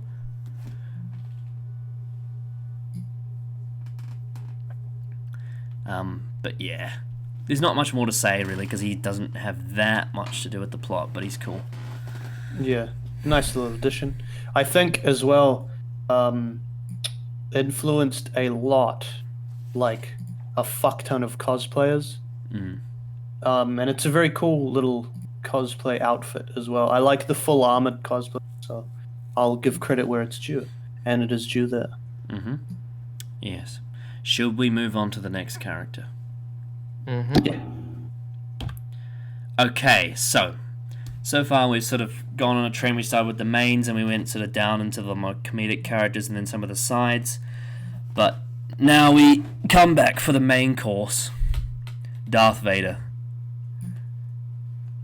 Callum, you start. I love how intimidating Darth Vader is in this film. Literally, I love how like the Imperials have like a story of like they keep failing Darth Vader. So at the beginning of the film, someone light speeds in a bit too quickly. He then chokes him out and kills him. And then this other guy is now taking charge, and he's throughout the film is like trying to make sure he doesn't disappoint Darth Vader. It's a nice little bit of detail that I really like. It's actually got some really comedic moments as well. You like, failed me for the last time, General. Apology accepted, Captain Nida. Yeah, it's brilliant. But Vader's like plan to get Luke and get Han is like really fucking. I think interesting as well.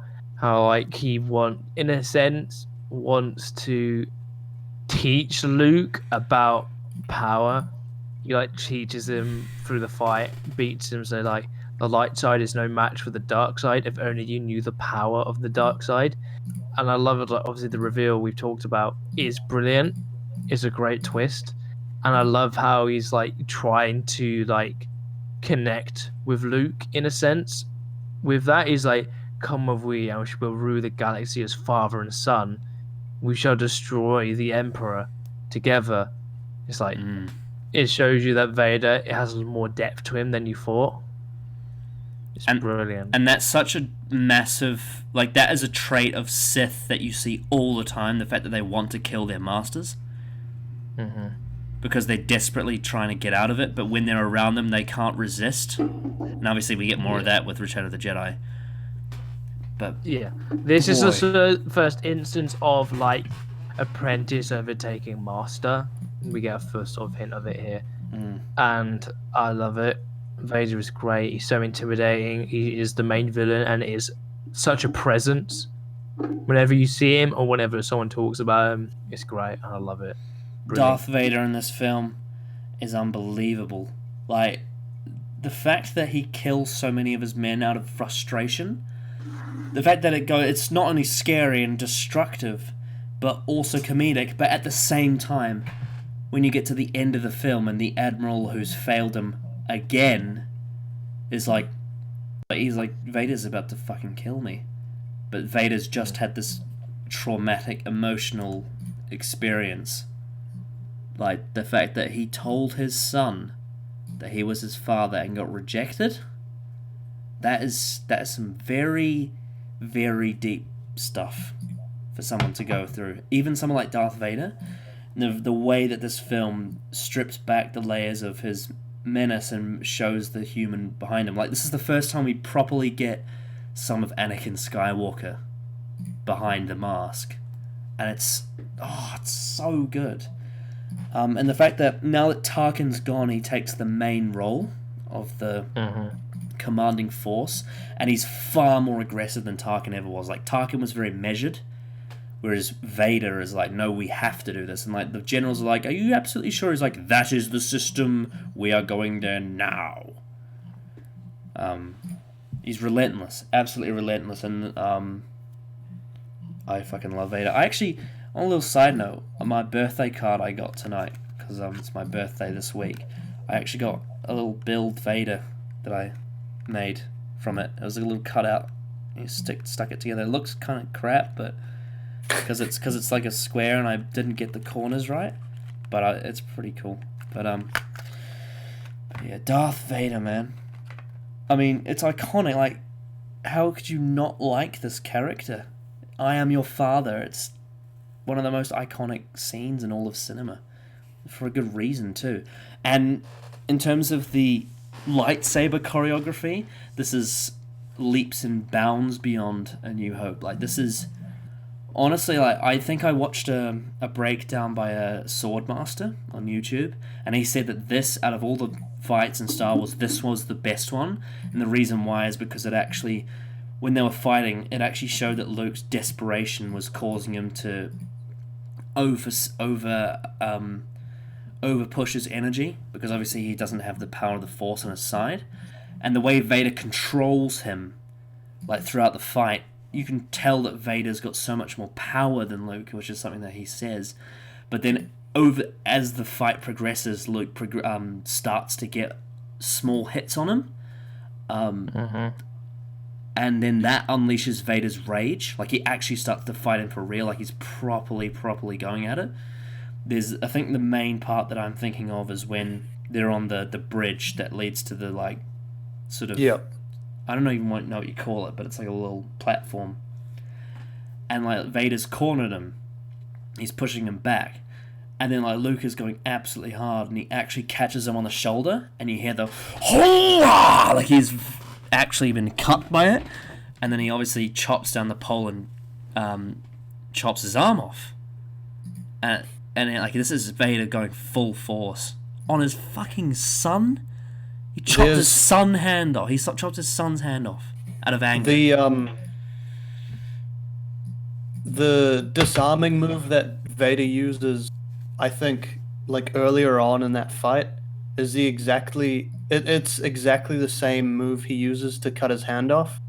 And I think what that tells me is that Vader could have chopped Luke's hand off right there if he wanted to. But like the thing behind it is he doesn't want to unless it's totally necessary.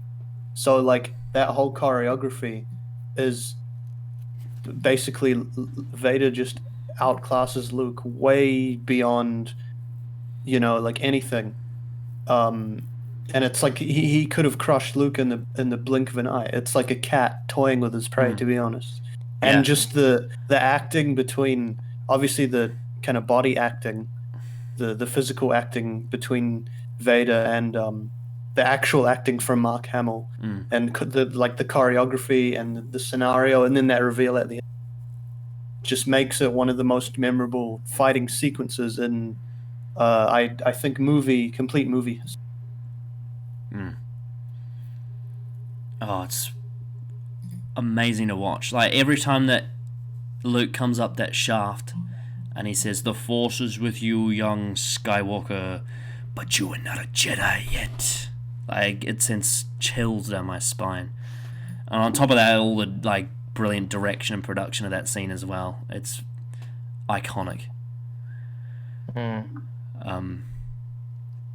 It is useless to resist. Don't let yourself fall like Obi-Wan did. It's... Oh, what else can I say? Callum, what do you think of that fight? I think it's fucking awesome. I think it's great. It feels the most like heavy fight, I would say, in the OT. I just love the way it feels like that Vader, in a sense, is kind of holding back in some instances, but Luke also feels so inequipped to do this fight, and you can see that through like the motions and like how exhausted Luke looks. I think it's a really, really good fight. I think it's a very well put together fight as well. I think the choreography is really, really good. And I love it. I think it is definitely the best fight of the OT, but without a doubt. Yes. Now there is I know I'm being that fan who's coming in and shitting over the changes, but I have to make this point because I think it's such a stupid change that George Lucas made to this film. Right after Luke has dropped and Vader walks, obviously, like Luke's dropped into the whatever it is, the little tunnel thing, big hole, and almost falls out of the bloody whole Cloud City. Yeah. There is a scene where you see Vader walking out, and he like walks into the corridor. So in this moment, Vader has just told his son that he is his father, and his son has rejected him and presumably tried to kill himself. Like, well, not tried to kill himself, but like he basically said, "Fuck it." Tried to get as far away. Yeah, he's like, "I'd rather fall down that massive hole I'd rather than die. I'd rather die than have you be my father." That it is the most crushing, like the one thing that Vader has left in this world that connects him to Anakin Skywalker, like his good self, just rejected him. He's walking away from that scene. Even without that context, when you just learn at that moment that Luke is his son. Yeah. So it's just like... So there's all this heavy emotion. There's all this heavy emotion going into it, right? So in the version that I have, the original version, when he's walking away, you just hear James Earl Jones say, "Bring my shuttle." And it fucking scares the shit out of me, because like you can just tell that he is furious about this. And like heartbroken at the same time. But then George Lucas thought that it would be a good idea to change it to "Alert my Star Destroyer for my arrival." And then in the Blu-ray version add random shots of him flying up to his ship. Yeah. Why did you do that? That's one of the changes. I agree with you. Fucking idiot. It was perfect as it was. "Bring my shuttle" is like exactly what Vader would say. It made sense as well. It was like, I'd probably be pretty pissed too. The fact that he's so brief about it too, like he He's Yeah, storming he's off. like, I don't want to talk to you about anything right now, because Whereas in the recut version, he's not even angry. He's sassy. He's like, "Alert my Star Destroyer for my arrival." Yeah. It just sounds wrong, and it's not even James Earl Jones that says it. It's an impersonator. Ah, fucking hell. Anyway, but yes, Vader is a brilliant character, and then the fact that after that he goes onto a ship and he's saying, "Luke, come with me," and then Luke escapes and then he walks away, like just defeated almost. The fact that at the end of this film everyone everyone lost. Everyone lost. The Empire won, but not Vader in a emotional sense. Yeah. He didn't win. Oh, it's brilliant. And also on top of that, like the fact that this is starting to add lore to the mystery of Vader, the fact that we get scenes of him like in his pod where you see his mask being put on, his scarred head. I really like that as well.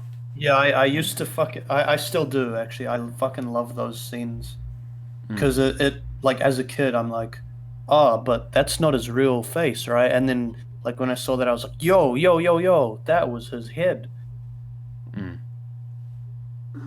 And I'm sure we'll get to Vader again when we get to the music.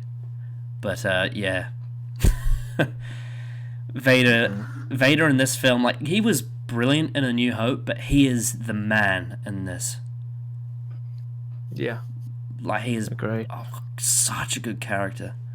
Oh, and then obviously the iconic line of "We would be honored if you would join us." Ah, great. What else?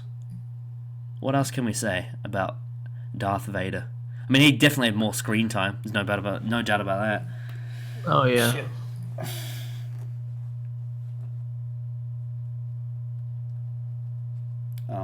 And yeah, I just think the main thing is adding more human to his character in this film really makes the character feel more full. Rather than the first, where he was badass, but like he was Tarkin's attack dog. Yeah. And the only thing we knew about him is that he killed Luke's father, even though he didn't, because he is Well, from a certain point of view. from a certain point of view. But even then, Obi-Wan was wrong, because clearly Anakin is still there. But yeah, Darth Vader, man. The one thing I will say though is it's a little nitpick. The scene where he's telling Luke that he's his father, you could see his helmet blowing in the wind. Yeah. It's very distracting. Yeah. Oh. But you know, it doesn't really matter. But yeah, are we ready to sort of transition into the next character? Yeah. Yeah. I feel sad about this because I want to talk about Vader forever, but I'm sure we'll have more to say in all the other films that he's in. Yeah. Because he's in a lot of these films. Yeah. He's in a lot. So obviously... Oh, hang on. Oh, I don't think I put the right picture in. Oh well. I'll keep it at Vader's picture for a second because I was going to transition into the Emperor, who gets one scene in this film. And unlike the other changes...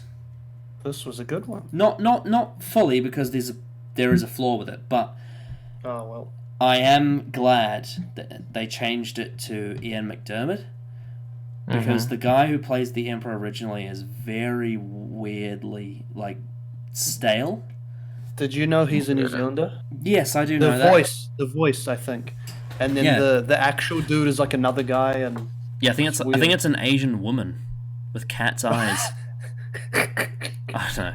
okay, all right then. All right. It's funny because like the best versions of characters in this film are the ones that aren't New Zealanders. So like American Boba Fett and Ian McDiarmid Palpatine. However, there is one problem. The Palpatine version adds too much dialogue to it because it actually spoils the twist of Vader being Luke's father. Yeah. However, there is a version on YouTube I think it's made by a guy called Adewon, who he reshot it so that it's the Emperor from Return of the Jedi, and it's the dialogue from the original but with Ian McDiarmid's voice. And to me, that is the best version Very of this. nice. But in general, like without all the frustrating little nitpicks with that scene, as an introduction to the Emperor, I really like it. Like the fact that it's similar, because we've got introduced to Yoda in this film. The fact that you get a hint that he feels like the anti-Yoda. Like he's very much he's absolutely wise, definitely wise, but very evil. Like there is a great disturbance in the Force. The young rebel who destroyed the Death Star.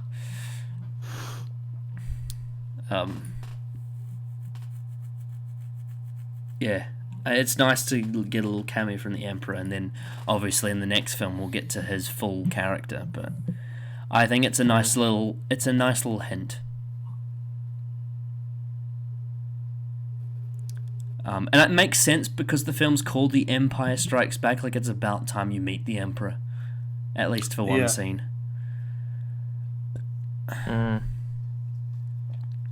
But yeah, is there anything else you guys want to say about the Emperor, really? Because he only has one scene. Yeah, I don't think there's much to cover. I think I kind of covered it all, really. Like, even like the reshoots. It's the classic George Lucas double-edged sword of he made a great decision of casting Ian McDiarmid to replace the original, so that for continuity, and obviously Ian McDiarmid's superior, but by adding the new dialogue, it spoils the twist. Yeah. And it's just a little bit annoying. And that, I think the reason why is because George Lucas, in his mind, when he was making the prequels, is like, oh, these films are meant to be viewed in chronological order. Like, you're supposed to start with Phantom Menace. I'm like, but then everyone's like, but no. Yeah, because we've already seen it all, so...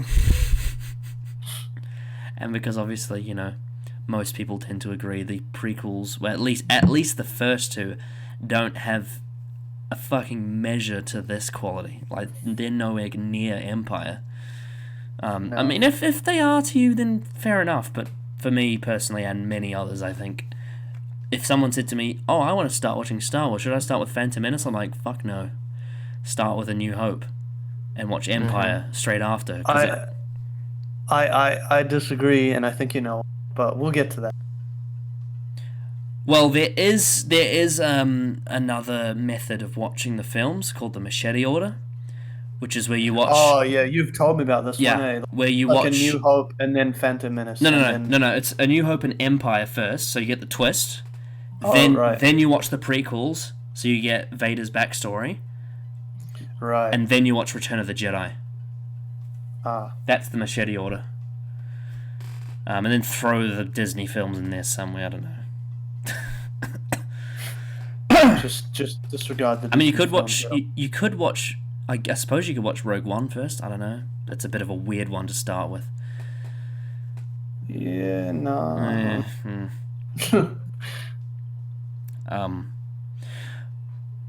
But yeah, the Emperor. Are we ready to move on? Yep. Okay, so let's go to the vehicles. This film, we get introduced to the AT-ATs. They're fucking cool. Yep. Were one of you going to say something? I think I heard a mouth clearing. No, I'm just like saying they're really fucking cool. They're cool. Even though they're very slow and a bit sluggy, they're still really fucking cool. The design is really cool. I love it. Oh yeah. I want to say with this film, because there's a couple times where I noticed this, and it's that you can tell the parts that are stop motion. I'm a real big fan of that. I really like those scenes. The AT-ATs are a big instance of this. The Tauntauns are like another really big instance. And also the flying dragon bird things in Dagobah. Yeah, it's very like that is stop motion. I really like it. I don't know, because I know some people will be like, that's bad filmmaking. Whoever says that, you're a fool. It's I don't know. I just, for me, your opinion is wrong. Yeah, No, I don't know. It just felt really comfy to me. Like I was Mhm. watching these things just kind of move in like a stop motion sense. I was like, yeah, this feels right. Real comfy. The AT-ATs were one of those instances. And like for me, because they are these massive, big metal clunky Well, things. basically, And they're elephants, really. yeah, but like even the way like Luke and the shit, I nearly said the Resistance. The Fuck the rebels. Resistance. The rebels. The way Luke and the Same rebels thing. take out the AT-ATs, it very suits the kind of clunky, shitty, big metal designs that they have. So like you're watching it, you're like, yeah, that'd work. Just tie a little bit of rope around the legs. That would definitely. Yeah, and fun fact: the driver of the AT-AT, the main one, is played by Julian Glover, who's been in a lot of stuff. He played the main villain in The Last Crusade. He played two characters in Doctor Who. He played Richard the Lionheart in The Crusade, and he played Scaroff in City of Death. He is the voice of Aragog in Harry Potter. He's also Grandmaster Pycelle in Game of Thrones. And he's been in a lot. Julian Glover is a very famous actor. And it's interesting how he plays a little cameo role in this film as the captain of the AT-AT. But yeah. Yeah, they're just fucking big walking elephants, aren't they? Yeah, very much. Yeah. And then obviously you get oh, hang on, I don't have the picture for it either. I was gonna have a picture of a snow speeder, but you get the snow speeders. Obviously, I think Anthony basically explained them. It's cool. Yeah, the fact that they got two pilots in them as well, it's pretty cool. Yeah, that's pretty cool. Yeah. The fact that whenever Luke goes in these like trying to save the rebels with my ship, there's always someone that dies. Like his friends always die on these missions.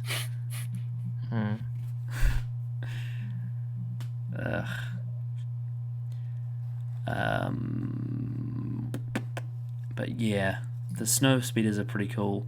I like the whole rope around the legs. Oh, yeah, it's pretty cool. It's a nice set piece. Yeah. And obviously there's also the cloud cars. I suppose those are the other vehicles that are in it. Yeah. I mean, I don't really think much of them. Yeah, they're in it for one scene. They look weird. Like they're like two big. Yeah. They look like. So what? Do they have two pilots in them? They look like flying chairlifts. Yeah. They look like massive, like that. Oh, like you got the big things on the on sofas or anything. The handles on the side. Yeah. There's no cushions in between. Yeah. Then obviously we go to the planet. So Hoth. Two things I want to touch on with Hoth. Obviously, I mean, we can talk about the fucking atmosphere of it. It's a beautiful planet. Like the snow is 100% convincing. But there's two things. Firstly, is those robots, those black robots. Anthony, you know what I'm talking about. Oh, they make the famous noise that repeats over and over. It's the, what is it again? It's the oh yeah. If I remember it, I can say it. I just need to remember what it sounds like. Shit. It's blanking on me. Fuck. Hang on, I'll find Is it the like probe droid or whatever? Yeah. Hang on, if I read it, because I think I sent it in a message, Anthony. If I can read it, I'll know how to say it. Come on. Hang on, here, I have it, it'll play over my mic. Wait. Yeah, there it is. I couldn't hear it. Hang on. Oh, there it is. Is it on the DVD menu? It plays over and over and over. Yeah, God. Okay, so I had my DVD menu to go, and then I was like, you know what? I'm gonna make me some noodles for this classic viewing of this brilliant film. And I walk into my room, and it's just over and over on my TV, and I'm like, just hit play, stop that.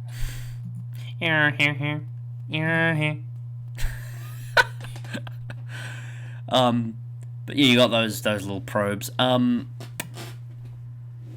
another scene that I want to talk about that was massively changed from the original is the Yeti scene. Oh, yep. Yes, so in the version I watched, it's shot like a horror film, because Luke's obviously tied up, and it has the sound of the Yeti in the background. It shows the corners of the cave, and you can see the shadows moving, and then you see like the side of the Yeti walking past. It's very slow. I really like that because it builds tension really well. Whereas in the Lucas Special Edition, it has it like munching on this massive bone. It's like, Yeah. and then when its arm gets chopped off, it goes. So I suppose it depends on what you prefer. Do you find horror, like building tension, Hitchcock style better, or do you? I mean, because I think when you actually see it, it's like, oh, that'll be Luke soon, because he's been stored up basically. So once he's done with that, he'll get the guy, the big thing, will get his dessert, which is Luke. Yeah, I think both work for different reasons, but I suppose it just depends on what you prefer. Because the horror aspect works really well for building tension, but the Lucas Special Edition version is very much just gore. It's like this disgusting beast. It's like Yeah. yeah. And It does get me hungry though. yeah, and as a kid, I used to get really disgusted when its arm got cut off. It is very disgusting, to be fair. Yeah. But yeah, if you were to ask me which, I mean, it might just be because I'm shilling with the club that I'm a part of. There's this specialized club. But You goddamn hippie. Yeah, but if I were to choose between the two, I think I prefer the horror version because I find hidden tension much more threatening than like just gore. The fear of the unknown, basically. I get what you mean. Yeah, and also the music sounds better with the version I have because it's actually pumping. It's John Williams going like it's creeping up on you. Whereas with the Lucas version, it doesn't really make sense because it's just kind of it's already showing it. But yeah, I don't know. It's not that big of a deal. Could be worse. It's not like when fucking Greedo shoots first scene. It's not like damaging like that is. Or one of the ones from Return of the Jedi, which we'll get to. Well, yeah, I was. That's why I'm looking forward to it, but I'm also. Oh, no. Oh yeah, no, sorry. There's two. I forgot about the other one. The one that I actually think I might have to watch a online version with the old stuff because I can't watch that fucking scene another time in my life. Yeah, I remember. I know exactly what you're talking about. There's two massive ones in Return of the Jedi. One of them's that one, and the other one's the one I fucking hate. But we will get to that when we get to that. But with Empire, I think the changes, whilst I have gone into detail of why I think some of them are stupid, especially, it's not in the version you watched, but the 1997 VHS version of Empire, when Luke drops from the thing and goes down, he lets out a fucking scream. Oh, I saw that. It sounds really funny. Isn't Sounds like it the fucking- same sound effect as in Return of the Jedi when the Emperor When the gets thrown Emperor down? falls. Isn't it the same? Yeah, Yep. it is. Yeah. That's really funny. So it's Ian McDernan, isn't it? Then? It doesn't make sense. It doesn't make sense because he chose to go down. Why would he be screaming? Well, I guess it is still fear, but yeah, It's pretty It sounds so scary, but, like, it's a dumb scream. But it sounds so Yeah. stupid. It sounds nothing like Luke Skywalker. It's like, Yeah. I guess Yeah. Ian 'cause McDernan has it's played Ian both McDermott. Emperor and Luke Skywalker. Yeah. What a great actor. and it ruins the soundtrack because the soundtrack of like just the silent wind of Luke falling and then it's like beautiful. But then when you got fucking Luke going over it, it's just so stupid. It's like you're playing a game on a computer and you've just died, and it has like a comedic noise to it. It's like you're playing Crash Bandicoot and you fell off.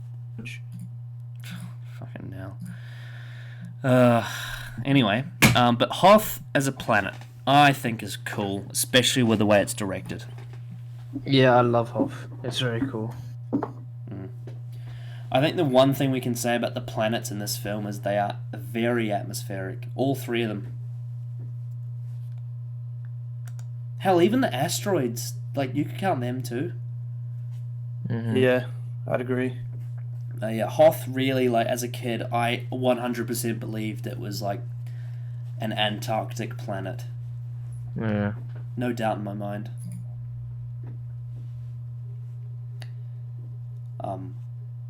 And there's something very scary about snow desert.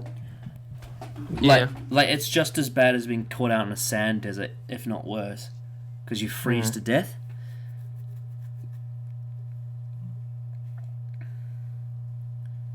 And I think it makes for a great scene when Echo Base gets destroyed when like the snow's falling down.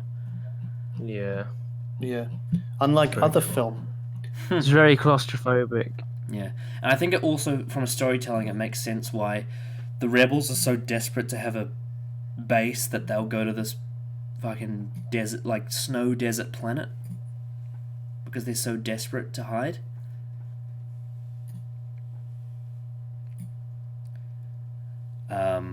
Yes, and then of course we have Dagobah. Oh, Dagobah. Again, atmosphere. I really like how they've got like snakes and iguanas and shit running around. Bats. Like it was a good, yeah. Like I in a lot of the scenes, I'm like, damn, that was actually Mark Hamill and a big fucking anaconda next to it. You know what I mean? Because there's a lot of actors nowadays. Like if that was the case, they'd be freaking the fuck out, and it's like just, you know. I mean, not that I would probably be freaking out too, but like Mark Hamill's one of those who's like, yeah, okay, I'm doing my job. Yeah, and you know, the atmosphere of Dagobah is so rich that like the film stinks. Whenever I see Dagobah, I'm always like, ugh, that looks so yuck. Because it's so swampy, and it's a lot of it has to do with like the sound design and just the way it looks. It's so yuck and muddy and dirty. Yeah.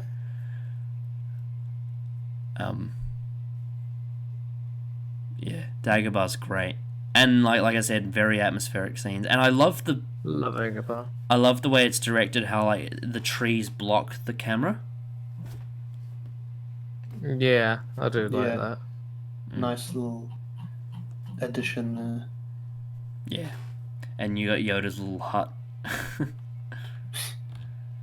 And then of course you have Cloud City on Bespin, which again atmosphere. Like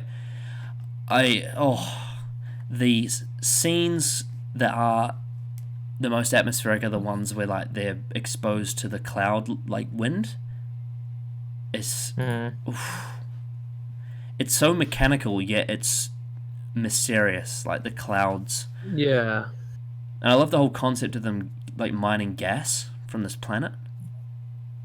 Yeah, I agree. And I just love the whole design of Cloud City as well, like the way it looks. I do too. I think it's really cool. And it's a great setting for Star Wars has got very cool designs. Who'd have thought? Yeah, true. I mean, we said this before with like Tatooine and the Death Star. Yeah. And Yavin 4.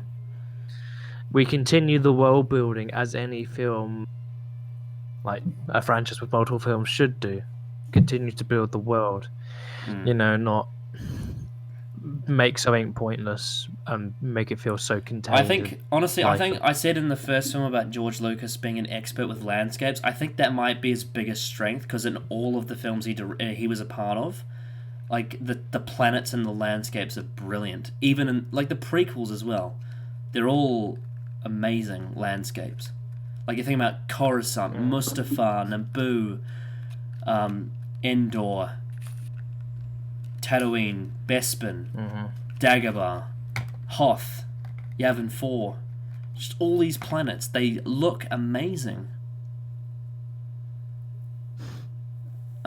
He's an expert with landscapes. True artist. Are we ready to move on to the next part? Sure. Go for it. Okay, so up on the screen I have a picture of, from left to right, it's Irvin Kershner, Gary Kurtz, I think, or it may be Lawrence Kasdan. I can't remember which one's which. George Lucas is there, and the other one, obviously. So one of them's Gary Kurtz, one of them's Lawrence Kasdan. I do not have Leigh Brackett because I couldn't find a picture. But I managed to find a photo of them all in Echo Base together. But basically, this film, the story, and I think I'm going to very much point out why I think the allocation of each person's role in the process of making this film was so perfect. The fact that you have George Lucas as the story writer, but the script is written by Lawrence Kasdan and Leigh Brackett, and then it's directed by Irvin Kershner. I think this is why this film works so well, because George Lucas has brilliant visions, Lawrence Kasdan has amazing dialogue skills, and just stitching stuff together and making it polished, and obviously Irvin Kershner's direction is unbelievable. Yeah. So yeah. I think though that sort of trio, along with Leigh Brackett and Gary Kurtz as well, obviously everyone who worked on this film, but the roles that they played and the positions that they were put into to make the team, where George Lucas took a step back and took a lesser role and allowed other people to be involved in the making of this film, is why it's so great. Because it takes all the strengths of all of them.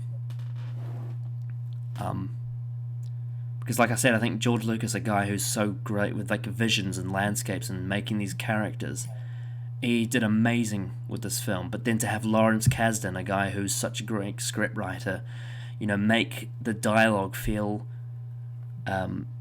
just so much more crisp. Because I think that is something I can say that this has over A New Hope, is that even though A New Hope has a lot of great lines, it's iconic, I think overall the dialogue in this film is so much more sharper. Yeah. Well, I think it needs to be in a film like this, in relation to A New Hope. And then the direction by Irvin Kershner is the best in the whole series, in my opinion. Even though it was made in 1980, the way he shoots this film perfectly encapsulates every scene that it's in. Not just with the atmosphere, but with the visual storytelling, with the sets, with the character direction. It's beautiful. Empire is a beautiful film, especially for its time. When this film came out, you could argue it was the best looking film that had ever come out at the time, in 1980, I reckon. Callum, your thoughts? I think they did a brilliant job at mixing all their styles together. Like you said, George has a great vision. He really does. Even with the prequels, for as flawed as they are a good sort of vision of what the story could have been, of the outlines. It was just his dialogue was really, really bad. With this, the screenplay, the script, and the direction of this film bring his vision to life, and they are executed so well. It's so damn good. The dialogue is great. The direction is great. The characteristics and their sort of how they learn is really, really good. And the story is just phenomenal. I love the story of this film. It's great. It's they do such a good job at taking what George's vision was and displaying it on screen. The opposite of that is an example would be Russell T Davies' Series 2, where he had an idea for Rose's character, but each writer didn't. They all had different interpretations of that. Yeah. So that's why it's such a muddled mess. This is where his vision, it works well because everyone understands what their vision is and what the end goal is meant to be. And also because he's not obviously Star Wars is a massive success, but because he's not the almighty god of Star Wars yet, they had the professionalism to say no to him, and when they thought he was making mistakes, and that's why the clockwork of this film works so well, because the crew actually fought to make the film as great as possible. Whereas I feel with the prequels, because he was so involved in every decision made, I feel that's why they feel so stilted. But yeah, like I said, Lawrence Kasdan's script is so witty, so beautifully written. Irvin Kershner's direction is oh, it's stunning. Like, it's such a good direction. Like, I just can't even have the words to describe the way this film looks. Like, even watching it now, it's so crisp, the visuals. Anthony, your thoughts? Yeah, it's, I don't know, with a film like this, like, you can tell they really nailed, like, the direction, the producer Gary Kurtz, the screenplay, and like the story as well. It just all links up, and it makes one of those movies where like I'm always happy to watch it because all of like those things that make a movie great, they just work together. Mm-hmm. Yeah, I think that's about all I have to say, honestly. But it's just, I don't know, like what Callum was saying about how it's like George Lucas's story, but because he's a bit of a idiot, like getting his view across. So they got this Irvin Kershner to actually direct it. And Lawrence Kasdan to do the script. Yeah, and Lawrence Kasdan to like script.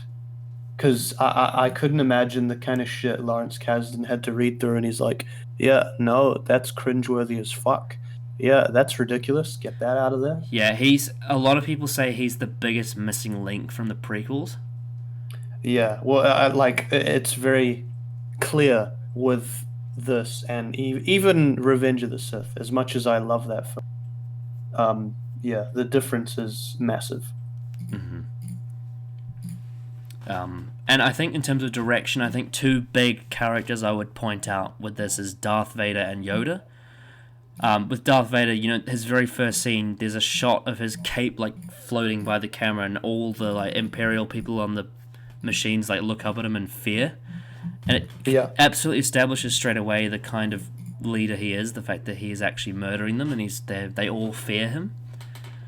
Then with Yoda, the way the camera makes Yoda look so real and like small yet big-souled. I don't know how to describe it. The direction around Yoda in this film is unbelievable. It's so well executed. Mm-hmm. Yeah, Kershner is a genius. Well, he was. Sadly, he's passed away. But yeah, it's fucking amazing. I'm just creaming all over it, aren't I? And speaking of fucking amazing, the score by John Williams. Like, we mentioned like 11 out of 10 in the first film. It's the exact same thing with this one. It's even better. It's even better. Yeah, I would argue it's better. Yeah. Because in this film, I was talking about with Darth Vader. I was going to reference this again. We get Imperial March, which is such a good theme for the Empire. And we get Asteroid Field as well. Oh. Mm-hmm. Brilliant. It's evidence that John Williams is a fucking genius. Yeah, and we get Yoda's theme too. The one that plays when he lifts the X-Wing out of the water. Oh, it's brilliant. Beautiful, beautiful music. Oh, so good. But yeah, the Imperial March, everyone knows it, everyone can hum it. It's so iconic, and it perfectly fits the Empire. Especially the Empire led by Darth Vader. And it almost becomes Vader's theme in a way. Yeah, subconsciously it does, because he's part of the Imperial, basically. So yeah, I think that's cool. Nice little detail. Yeah.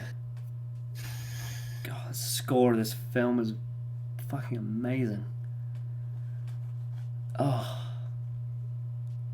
It's just like John Williams in his prime. Just unbeatable. He's...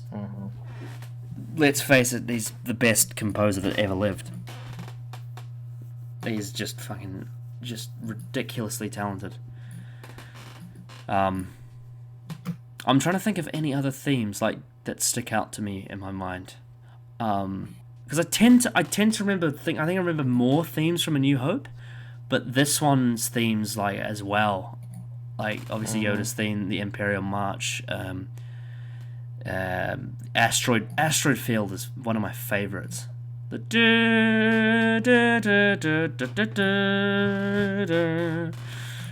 it's very, very exciting. I also like how John Williams, especially in some parts of this film, tends to go for a more laid-back approach with his score. Like, he tends to do a lot more underplayed tracks to let the scenes breathe. He's just perfect. Yeah. I have no other words. No, it's just perfect and it's great and it serves the story so well. It's just great. Mm-hmm. Anthony, you sound like you don't really have anything else to say. No, not really. I mean, the score, as usual, is pretty fucking great.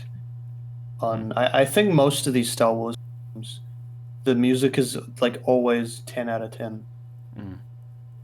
Well, at least I would say at the very least, like the Lucas era films with John Williams are incredible. Like the scores, especially the original trilogy. Yep. Oh man, when we get to Return of the Jedi,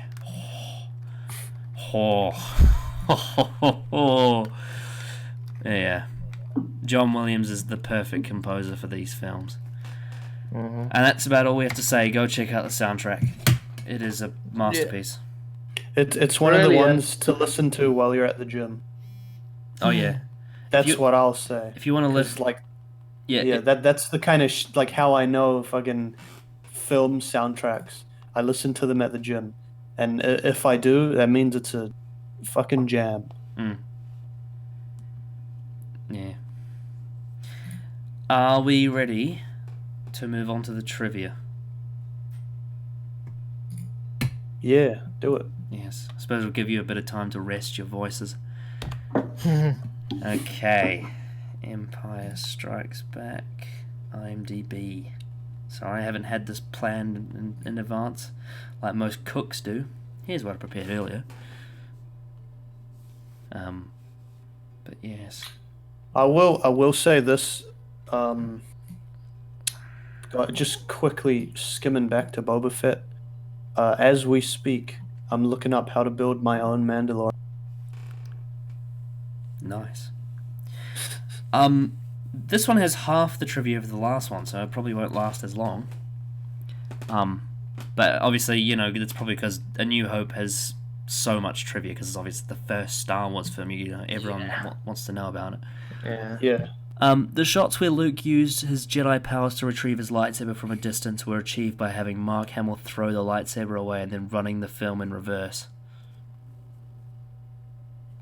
That's really smart.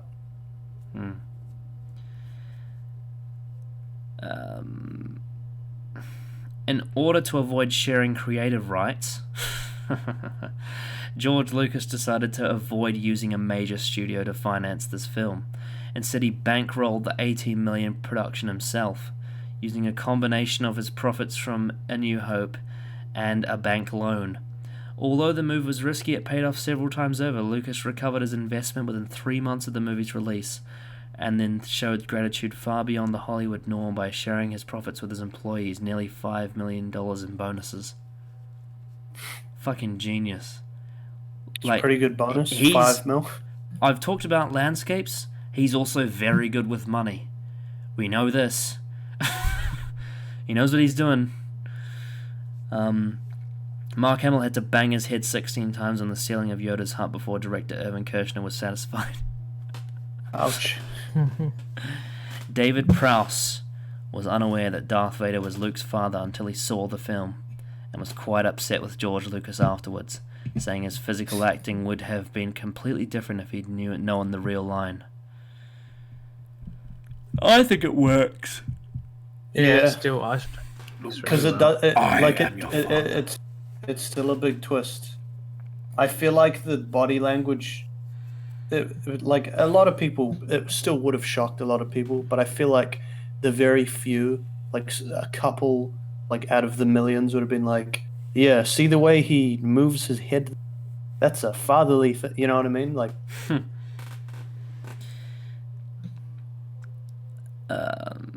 Yeah, but why would you want to spoil that line to anyone who didn't need to know? Exactly. The only person that needed to know was Mark Hamill.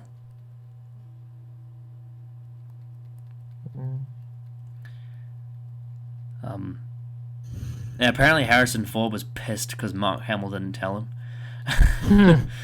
Well, there you go, guys. Mark Hamill doesn't spoil shit. Fuck no. Take note, Mark Ruffalo. Though he does spoil when he doesn't like something. He won't say what it is. Well, he didn't really. He was just like, if it makes money, it doesn't have to be good to make money.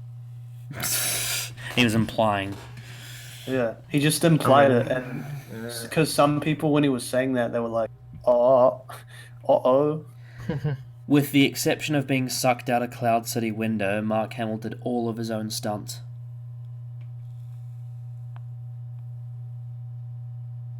Did you get that? Did you hear what I said? Yeah. Oh, Yeah. good. Oh, just no reaction. You must have already known.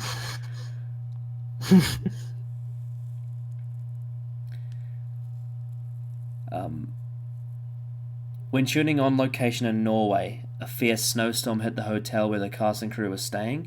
This would have normally halted filming, but director Irvin Kershner thought these weather conditions were an excellent opportunity to film the scene where Luke wanders the snow after escaping the Wampa Cave.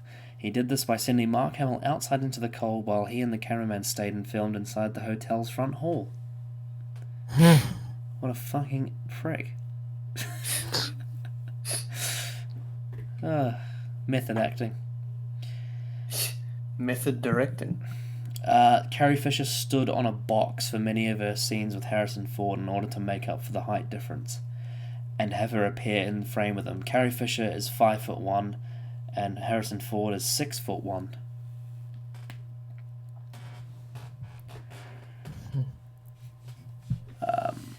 George Lucas was so impressed by Frank Oz's performance as Yoda that he spent thousands of dollars on an advertising campaign to try and get him an Oscar nomination for Best Actor in a supporting role. Lucas's campaign ultimately failed because it was felt that a puppeteer wasn't an actor. Lucas felt this wasn't fair to Oz, who honestly didn't care. He should have won it. He should have won it. Yoda's fucking amazing. When Han Solo is about to be frozen, Princess Leia says, "I love you." In the original script, Han Solo was supposed to say, "Just remember that, Leia, because I'll be back." But at the time of filming, Oh god, yeah, that's cringe. Harrison Ford wasn't entirely certain he did want to come back for a third film. There is a recurring legend that his line "I know" was ad-libbed. However, Alan Arnold's book, Once Upon a Galaxy, a journal of the making of The Empire Strikes Back, includes a transcription of discussion between Ford and director Irvin Kershner, in which Ford suggested the line. Well, it's fucking better than "Just remember that, Leia, because I'll be back." That is a prequel line right there. Yeah, that is. George Lucas wrote that one. Yep. During the filming of the Battle of Hoth, the Echo-based troops were actually Norwegian mountain rescue skiers. In exchange for participation in the film, Lucasfilm made a donation to the Norwegian Red Cross. One of George Lucas's goals in doing a Star Wars sequel was to become financially independent from Hollywood, and he has succeeded in this goal. Han Solo Frozen in Carbonite was due to the fact that they were not sure that Harrison Ford would return. Carrie Fisher and Mark Hamill were signed for a 3-movie deal, but Harrison Ford refused. Ford even requested George Lucas to kill off Solo since the character had already played the part, but Lucas refused, saying that he still had a heroic part for Han Solo to play in Return of the Jedi. We'll get to that. And it's funny because fucking Han comes back in Force Awakens. I love the press for that film as well, because everyone's like really excited, and he's just like, "I fucking hate my life." Yeah, I guarantee J. James like, "Hey, do you want like $26 billion?" And he's like, "Okay, but you have to kill him so I never do this again." It's funny because like how Ford's doing like a reunion tour, he's doing like Star Wars again, then he's doing Blade Runner, and then Indiana Jones. He must be sick of it. He's just like, why can't I have any new characters? No, he probably wants to just end all their characters, so he never has to play them again, and just like I can now just relax. Yeah. He's in his like 70s. Yeah. But then they roll out the bank notes, and he's like, "Oh well, I'm a businessman." When Mark Hamill was having trouble with the Dagobah scenes with Yoda, Frank Oz brought in Miss Piggy to make him laugh.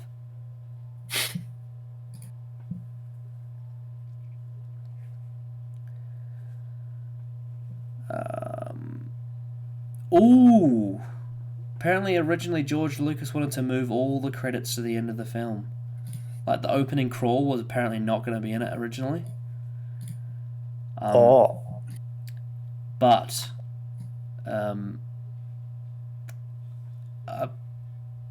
but then... hang on. Let me just read this through. I was just trying to paraphrase, but I should probably read it. To preserve the dramatic opening of the Star Wars movies, George Lucas insisted on moving all the credits to the end of the film. However, although the Writers Guild and Directors Guild had begrudgingly allowed this on A New Hope, because that movie wasn't expected to be very successful, they resented the trend being continued on this film. First, they tried to pull this movie from release, but were unsuccessful. Then they fined Lucas heavily and tried to fine Irvin Kershner, but Lucas paid all of the fines himself, nearly $250,000, just so that he doesn't need the fucking credits at the start. Lucas then bitterly dropped his membership in the Writers Guild, Directors Guild, and Motion Picture Association of America, a move that hindered his hiring choices on later movies. Just because he didn't want to have fucking credits at the start. That's so stupid. Originally in the asteroid scene, one of the asteroids was actually a shoe. The rumour is that George Lucas asked the visual effects people to redo the scene so many times they got annoyed and one of them threw in his or her shoe. Later remastered versions have corrected this. So I got the shoe version. Ha ha ha. I couldn't see it, I don't know what it was, but... Oh well. They should have kept it in. It's a bit like the Stormtrooper hitting his head. It's just a fucking shoe flying through space. Maybe it's Princess Leia's shoe from The Last Jedi when she got flown into space. Free. Oh well, we don't talk about that. In each Star Wars movie, the line, "I have a bad feeling about this," is spoken by one of the characters. In this movie, it's Leia.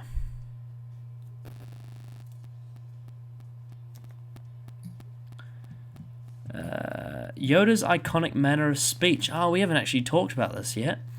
Has the parts of speech in object-subject-verb order. Very few languages on Earth use this and are most based in the Amazon River Basin.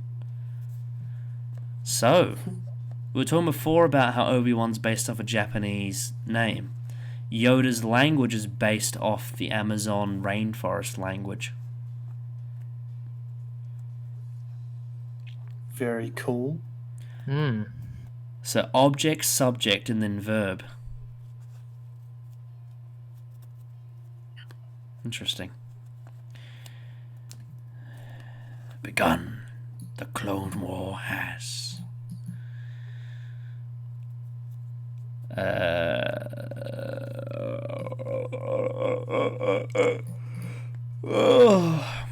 Darth Vader sarcastically inviting Han to dinner is the only time in any Star Wars movies that Vader speaks directly to Han Solo.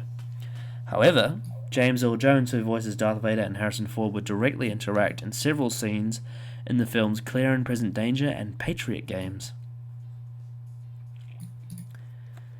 The scenes where R2-D2 was submerged in the mud pool were shot in Lucas's unfinished swimming pool.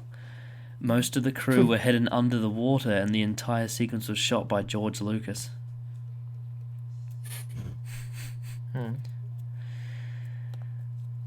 In an original script, when Lando is about to lead Han, Leia, and Chewie into the trap set by Darth Vader, Lando offers his arm to Leia as a gesture to lead her down the hallway, and she accepts it. Harrison Ford ad-libbed Han coming up behind Leia and offering his arm to her at the same moment to imply Han was jealous. That's brilliant. That makes so much sense. Yeah. God, Harrison Ford's great.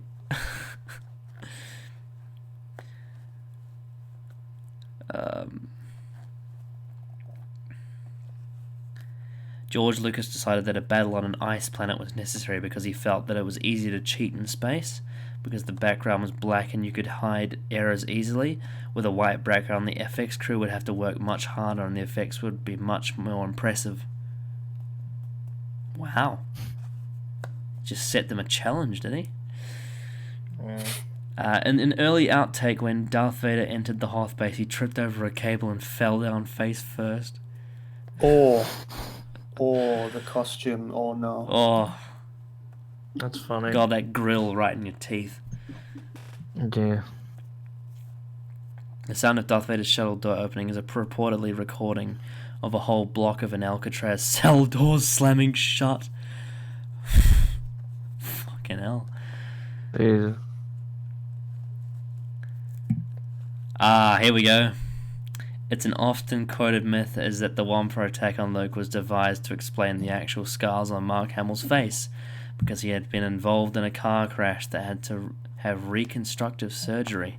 Mark Hamill indeed survived a serious car crash in '77, but did not have any visible scars by the time this movie began filming over 2 years later.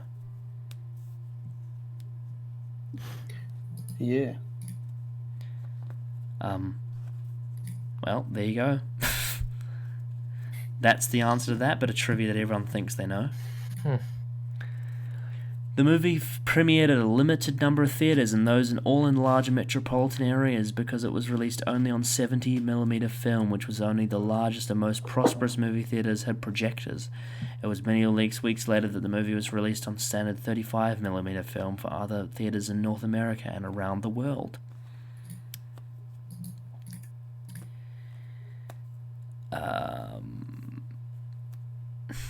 George Lucas initially called this the worst Star Wars film and apologized for its existence. He changed his mind after he found out that some people believed it was the best Star Wars film. That's so funny, how he thinks the best film is the worst film. Imagine thinking Empire's a bad film. Imagine thinking Empire... You know what's so funny? George Lucas thinks that Boba Fett's the worst character, and he thinks that Jar Jar's the best character. I can understand that you think, because Boba does seem he doesn't have actual character to him within the OT, but he has a cool design and is important to the plot. But I do understand where George comes from, where he thinks he is characters from a narrative perspective of a specific character. What about but Jar Jar? No. But Jar Jar, no. We'll get to him. We'll get to bloody Sith Though Lord. I'd love him in Rise of Skywalker. Oh yeah, no, it's like the one character. It's like, how do we ruin Jar Jar Binks? Oh, we make him. Like Mauler said, if they brought back Jar Jar and killed him off, I'd be upset. Yeah, they should have him kill Rose Tico. Yeah, do that. Be a lot better. What if it turns out that Palpatine is just Jar Jar in disguise? What if Palpatine is Rose in disguise? Oh, well. And then they're like, we succeeded in making... Well, I would hate Emperor even more, so... So, one of the asteroids was a shoe, another one was a potato. Huh? Potato. Darth Vader's meditation chamber is said to be a hyperbaric chamber which charges the interior air to greater than 1 atmospheric pressure, thus allowing him to remove his helmet and breathe normally for limited periods of time. This was not as originally presented in the movie, however, which featured the additional breathing mask for Vader in the chamber, which was notoriously shown only for a split second and never made it into the official continuity.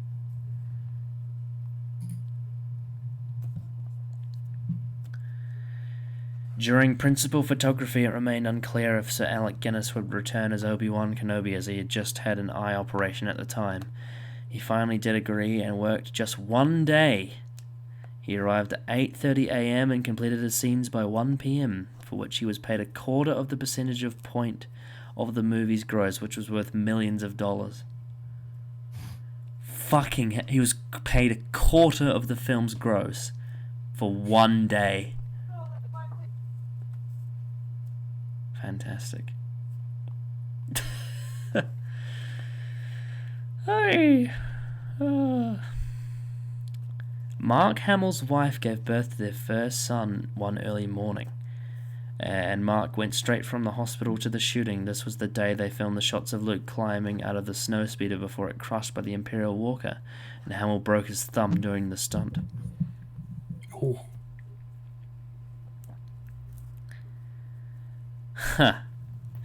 Of the first 6 Star Wars films, this was the one where George Lucas had the least involvement.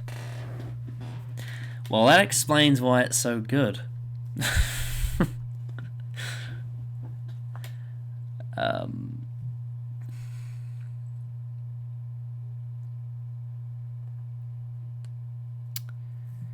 As Yoda and Obi-Wan urge Luke to stay on Dagobah to finish his training, Luke pulls a snake from his spaceship. Director Irvin Kershner assured Mark Hamill that the snake was harmless, though it did bite him during one take. Ah.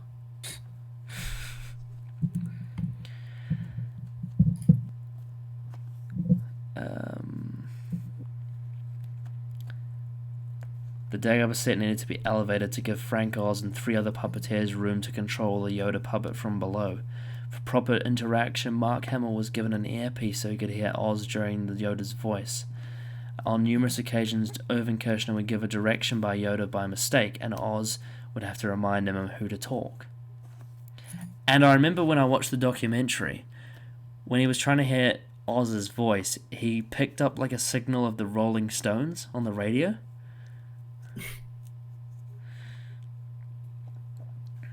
In Leigh Brackett's original draft of the script, Darth Vader was not Luke's father. The character as Anakin Skywalker was actually appeared in the film as a Force spirit to train Luke. Anakin's characterization was later split into characters of Yoda, and the Force spirit technique was used to allow Obi-Wan Kenobi to appear in the film. That's interesting.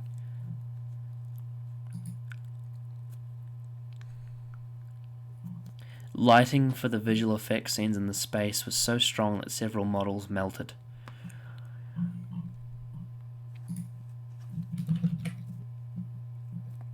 Leigh Brackett's first draft of the screenplay contained the revelation of Luke's sister, her existence disclosed by the ghost of Anakin, referred to as Nelith Skywalker.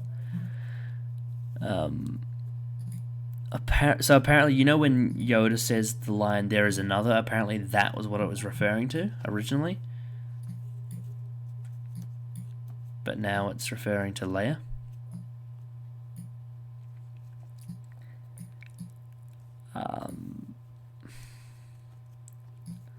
Irvin Kershner originally turned down the opportunity to direct the film as he felt that it would be too difficult to top the success of A New Hope. He took the job when his agent convinced him that he shouldn't pass on the opportunity to make a sequel to one of the most popular movies in history.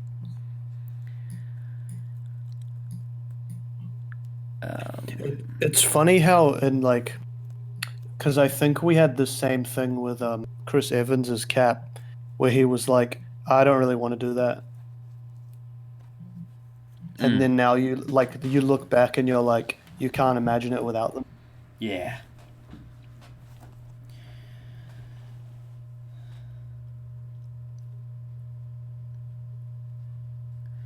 The blizzard in the Hoth scenes is a real blizzard.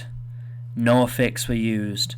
Harrison Ford could not arrive at the filming location via the regular train route as it was closed due to bad weather, so he went to the site on a snow plow.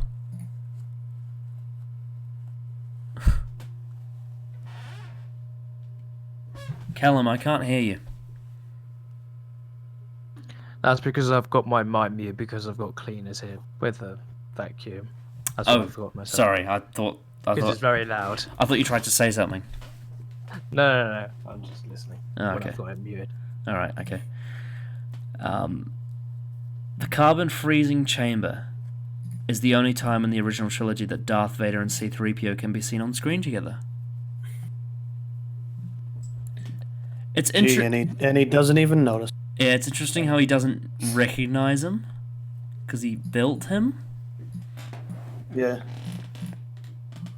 Similar to the like R2D2 from A New Hope. Yeah, that's a bit silly.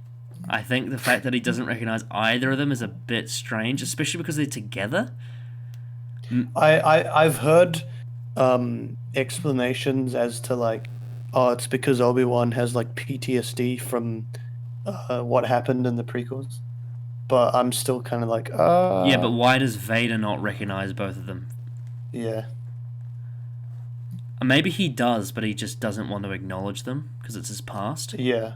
Yeah. Repressing or like his memories because it's like during that time Padme died. Yeah, exactly. So obviously we're writing for the film, but yeah. Yeah. The sound of Vader's helmet being lowered onto his body was the sound of someone putting their hand over a vacuum tube while it was still sucking in dust.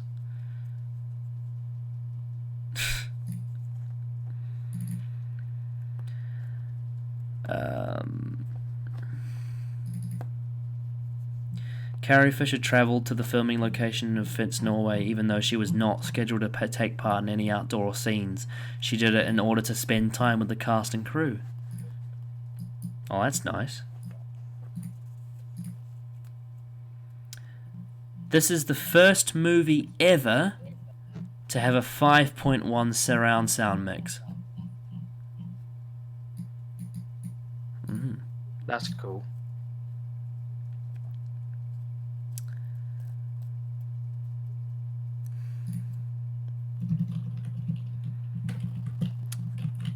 Oh yes, apparently Jeremy Bulloch, who plays Boba Fett, also played another character in this film because an extra fell sick.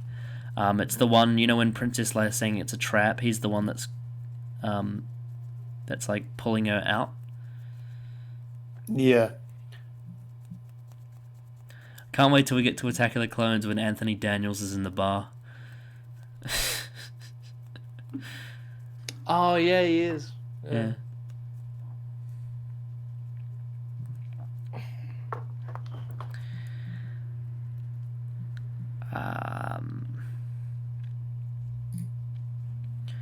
The movie's novelization was published a month before the film was released, and not even the first editions attempted to cover up the revelation of Darth Vader being Luke's father. Wow. Jeez. Imagine it trying to avoid spoilers. Well, the thing is, I feel like maybe people who read it, it's the same thing as when people... It's like when people read novels and they're like waiting for the adaptation. Yeah. They like probably didn't want to spoil it because they're like, what? But that's stupid how they released it before it came out. That's just ridiculous. It's just like how Lego Star Wars came out before Revenge of the Sith and it spoils the film. Yeah. Yeah. Well, I mean, oh no, yeah, you're right. Because I've played through the prequel levels on that game, and I know the ending to Revenge is just like, oh, he's the boss, and it's kind of like, well, yeah, man, it's a caricature of Revenge of the Sith, but it does spoil the film. Yeah, no, it does. I remember playing that, and I was like, oh, is this it? Like, there's no drama to it. Boba Fett is never referred to by name in this film. He is referred to as the Bounty Hunter. However, a deleted scene in the Blu-ray set shows Leia tending to Luke's wounds and says a bounty hunter named Boba Fett has taken Han Solo. But how does she know his name? Oh, it's unexplained. They could have just said it off screen.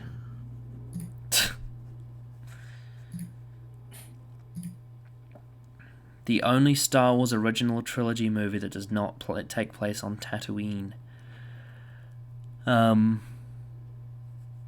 in terms of the Lucas 6, this is the only one, isn't it? Because Tatooine's in all three of the prequels. Because it's in Phantom Menace. Does he go to Tatooine on Return? Oh yeah, because of at the end of Revenge of the Sith, yeah. Yeah, this is the only one of those 6 films that doesn't have Tatooine in it. That was the best one. Is there a correlation? Possibly. You want to go back to Jakku? Why?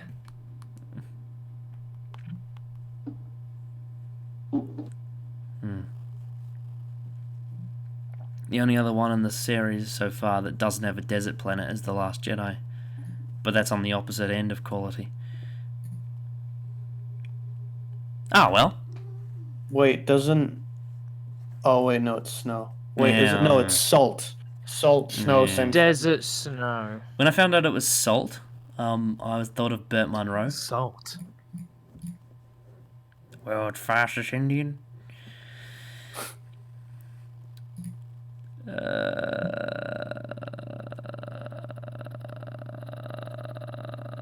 Lightsaber. Such an... Oh, sorry, go. No, Go, go, you go. go first, because I've got it written down. I was just gonna say, it's such an odd little scene there. The guy, like, picks up a rock and licks it or something, and he's like, salt. Yeah, And you're why like- would you do that? Thank you, Ryan Johnson. Thank you for that. It's salt. Great. I don't get why you would try and taste ground. No, like, I'm a soldier. I better lick this rock. That's You're salt. about to be shot. Oh, salt. Yeah, we'll get to that. I'm gonna have a good laugh when we do. Your mama. About his mother. Joe. Ugh. The lightsaber scenes and the carbon freezing chamber tend to focus on Luke. This is because during many of the shots, Bob Anderson, who was Vader's fight double, was not wearing the helmet, as it ironically made it difficult for him to breathe. Fair enough. Honestly. Don't let me destroy you.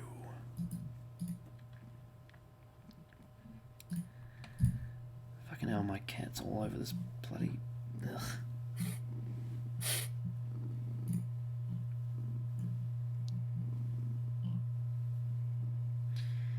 The AT-80s were inspired by the walking machines of H.G. Wells' War of the Worlds. Well, there you go then. You're familiar with War of the Worlds, aren't you, Anthony? Yeah. I don't know, the War of the Worlds ones are kind of like, but I guess like giant robot. Well, no, Walking it's not. robot. It's not the Omnidroid-looking ones. It's the appearance are based on the gantry cranes, which are used in the shipping Oh. ports. Oh, okay. Yeah. The sound effects of the Minox were created by playing horse noises backwards.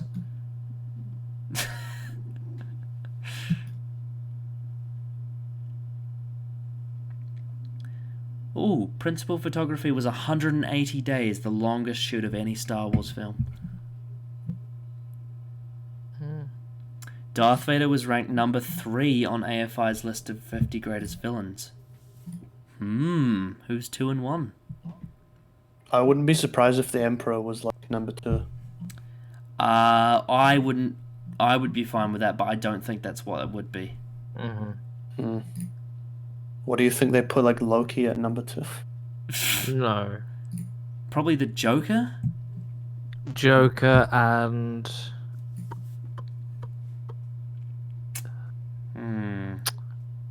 Don't know who the other would be. The shark from Jaws. Snoke. Oh, he's dead. Doesn't matter. Never mattered. But that Nothing mattered. subverted your expectations. You thought he was the maybe wasn't. Saruman? Maybe? Maybe. As you asked that, I went past a meme, a prequel meme, and it's just Jango Fett with possibly. God, it's not. I'm just a simple man trying to make my way through the wood. Never change prequel. Don't dig it in. Oh, gee, I just made a rock, see? Oh no, Mick's dead. Oh no, he's not. Make. Tried to print enough pamphlets, but no one came. Except my mum and her boyfriend. which I hate. No. Did you know, Connor? This will trigger you. Taika Waititi is going to play a droid in the new Mandalorian series. Yeah, well, he's also going to play Hitler. He's also directing the finale for the Mandalorian. It's funny when we went to see Joker today, Callum. We got 2 ads for Taika films. Well, not films, but Taika products. So we got the Jojo Rabbit trailer, and then right after that, we got a fucking thing about, oh, here's the next Taika thing, and then it was some TV show. What was it, Anthony? I can't even remember. It's like Wellington Paranormal. Yeah, it's like a piss take of like Police 10-7 or something. It's like a cop show, but like, oh, there's paranormal. Yeah, and the guy's like doing a fucking floss dance with the cop, like a Maori kid's doing a. Oh no. Yeah, when I saw both of those, I'm like, yeah, this shows the best and worst of Waititi in one trailer sequence. There was one. I like the joke in that trailer though, when it's like, was it like a ghost moaning, like a ooh, or like a sexual moaning, like a ooh, and the guy's like, what the fuck? What are you talking about? Oh well. Anyway, it's all back shit. to Empire. Oh well, it's all shit. No, not Empire. Empire's great. But yeah. Yeah, God, what if we did a film series of all of the Taika Waititi films? There's like 5 or 6, I think. Well, we've already done one, and I think it would be valuable because I can actually tell you why I like the other ones. Yeah, there's Eagle versus Shark, Boy, What We Do, Hunt for the Wilder People, Ragnarok, and Jojo Rabbit. which I actually think that looks like a good film. Give it a watch.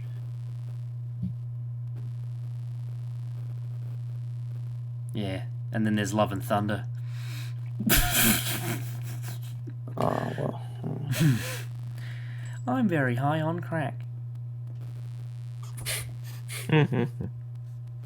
Oh yeah, so you know when after Leia kisses him, Luke puts his hands behind his head. It's meant to be like he's meant to be mimicking Chewbacca from A New Hope. yeah. And again, like, it's my dad's favorite joke in the film. It's the same joke.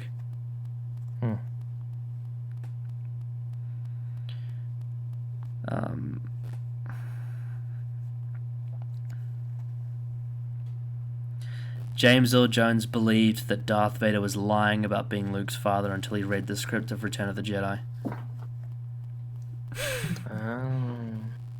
It's pretty funny. That everyone was like rejecting this whole thing. That's probably why George Lucas is the worst. Sorry, guys. Yeah. Apparently when Solo was hit by the toolbox, it was improvised. That's a real funny, like, physical that actually works. People forget that there's a lot of comedy in the OT, and people are just like, oh, but there was comedy in Last Jedi. It's great, it's so funny. It's just like, No, it's not. well, it's comedy with substance. But the comedy in The Last Jedi isn't good. The only one. Oh! C-3PO. I did not know this. The spacesuit worn by the bounty hunter Bosk was previously used in the Doctor Who story The 10th Planet. I think I've heard that before. Yeah. And it must be that, the astronauts, because it can't be the Cybermen. No. Yeah. That's pretty cool. Especially because, like the he came first. There's a lot of, but also the Cybermen, a lot of people say the Cybermen are like an influence on Darth Vader. Yeah. So yeah, that's pretty awesome actually. George Lucas must be Whovian. He must be. I mean, Frontier in Space is Star Wars. Like, the Cyberman is Darth Vader. And then Ark in Space is Alien. So Doctor Who just did everything first, didn't it? Very much. Yep.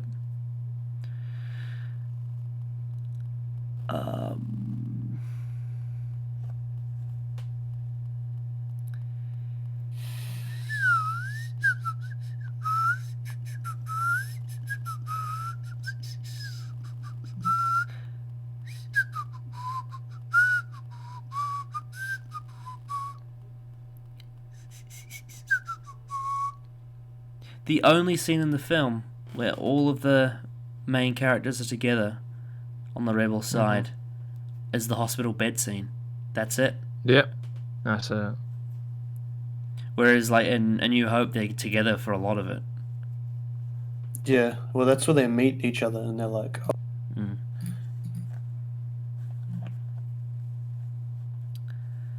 A total of 64 sets were constructed for this film. The concept design for Cloud City was originally created for New Hope, but was not used. They recycled it for this film.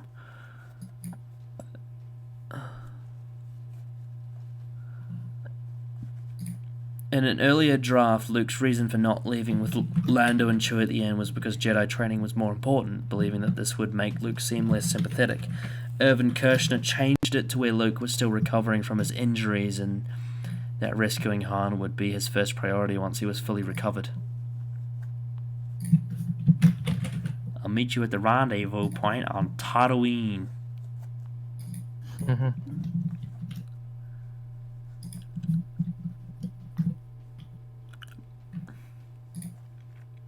When Jeremy Bulloch went in for the role of Boba Fett and donned the costume, he figured that the Wookiee scalp which adorned his shoulder had some sort of hairpiece, and he tried to put it under his helmet.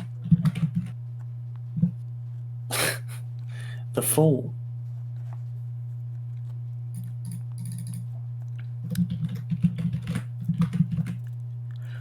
Oh, apparently there are deleted scenes with ATSTs in this film.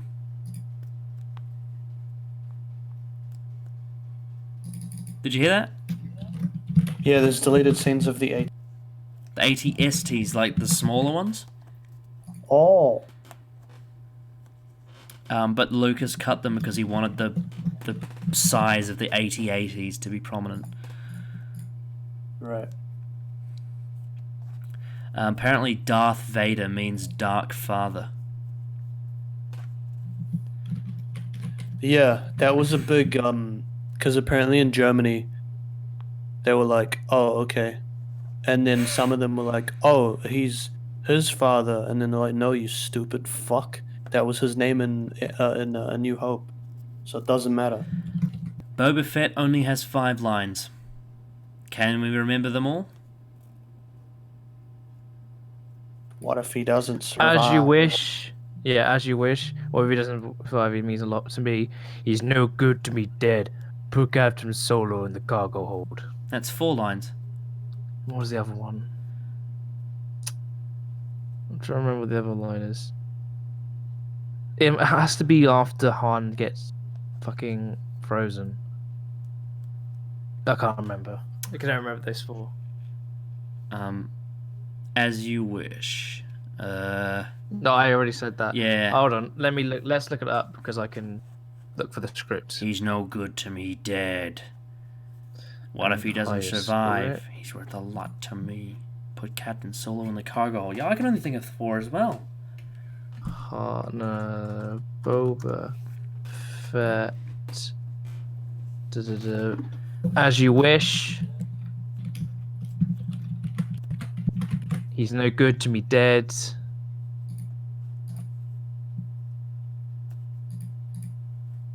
Or if he doesn't survive, he's worth a lot to me. He's only got 4 lines. Oh, maybe they... Oh no. Oh no, as you wish. Oh no, he says 4 lines. Maybe they consider, what if he doesn't survive, he's worth a lot to me as 2 lines? I mean, in the script I have here, it's... I guess they technically mean, like, sentences, as in lines, but... Yeah, I guess that is the 5 lines. Yeah. The sound of Darth Vader's meditation chamber was actually the sound of a generator at an Air Force base the crew visited.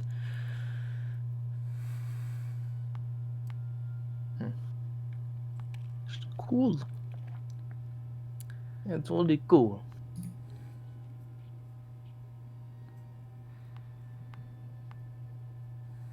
Billy D. Williams had previously auditioned for the role of Han Solo in A New Hope. Oh. He finally landed the role of the old pal Lando Calrissian 3 years later.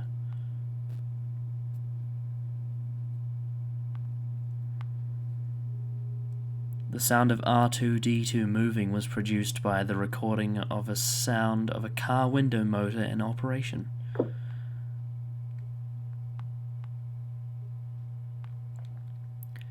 The Foley for this film is fucking amazing. Like, the way they find these weird sounds. Because it's so creative.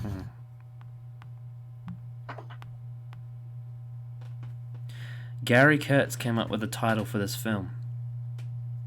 That's cool. Because they do strike back.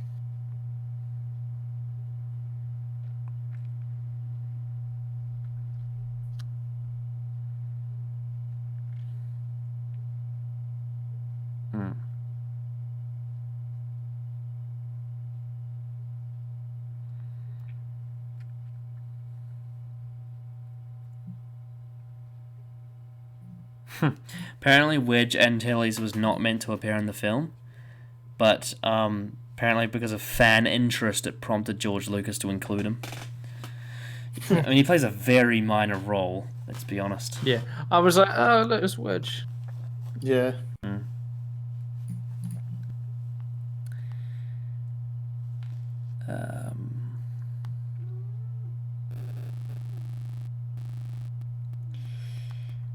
Oh, that's the name. So the guy who does the sound for this film, not the music, but the sound, is called Ben Burt. I've heard that name a lot.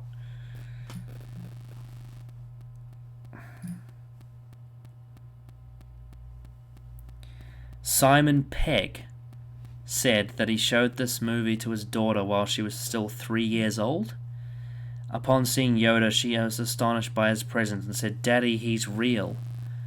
Pegg admitted that he was moved to tears by what he had just witnessed. He later shared this story with friend J.J. Abrams. That's cool. Oh no. During a meeting with the executives of Lucasfilm and Disney, Abrams told him that Pegg's story and they had a great influence on the aesthetic of The Force Awakens and any subsequent Star Wars film, which would rely more on sets, practical effects, and puppetry as opposed to extensive use of CGI and the prequel trilogy. During the production of The Force Awakens, when Pegg visited Pinewood Studios, the puppeteer recognized him and said, "Hey, you're the guy whose daughter saved Star Wars."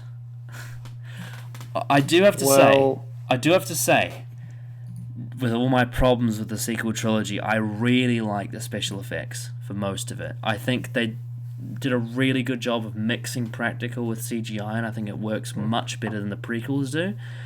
But, yeah. The fact that Simon Pegg calls that is weird. Simon Pegg's 3-year-old. But the thing is, that happened because of the brilliant puppeteering of Yoda in this film. So the reason why the sequels have good CGI is because Empire exists.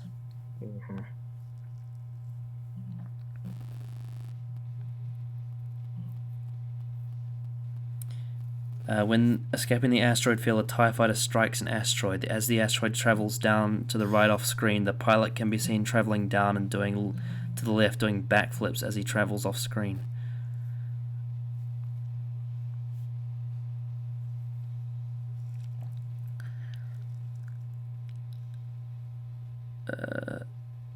When Han Solo tricked Darth Vader by landing the Millennium Falcon on his ship, Vader's crewmen said they couldn't have used a cloaking device since the ship was small. Cloaking device was a term invented on Star Trek in 1966.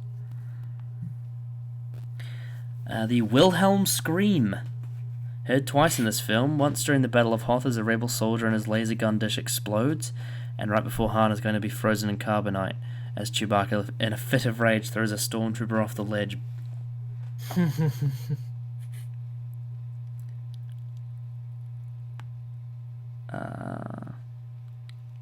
Voted #1 on Empire Magazine's top 301 movies of all time. Well, it would be if your name's Empire Magazine. Yeah. There's bias there. Yeah. And George Lucas is like, no, it's the worst Star Wars film. George Lucas, I love you, but sometimes you're a fucking...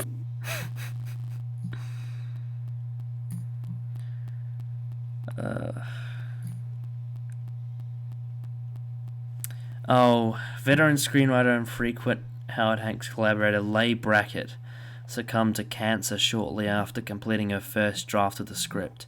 On the strength of 2 unsold scripts, Steven Spielberg got novice author Loris Kasdan to a 20-minute meeting with George Lucas, who engaged the young screenwriter to complete the script. That's really sad. But at the same time, like, Loris Kasdan was brilliant. So, I'm sad that they got cancer, though. That's really unfortunate.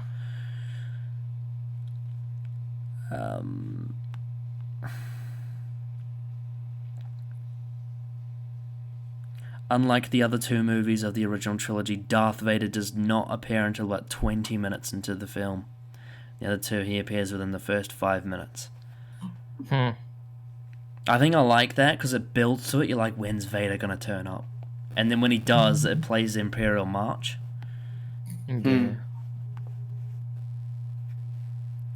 Production difficulties meant that the film went over budget by more than $10 million.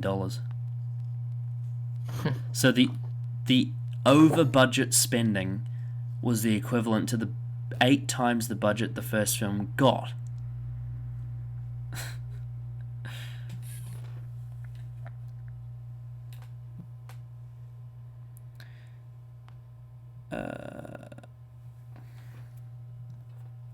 The sound of Luke dangling from a Cloud City weather vane were produced by the crew rattling a television antenna.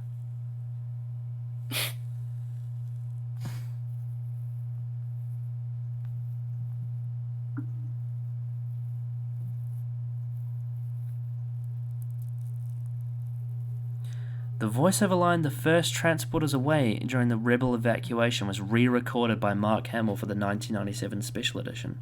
That's weird. Re-record the exact same line again.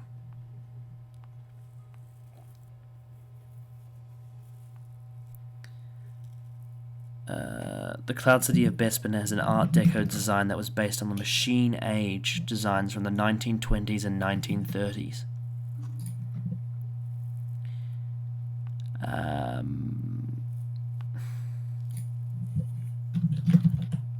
George Lucas envisioned the scene where the Millennium Falcon escapes the giant space slug as a comedic scene, and was disappointed when audience didn't react to it this way. It was cool. It was like really cool. He thought it would be funny. Well, there you go. There's this like one sense of humor and like storytelling, I suppose.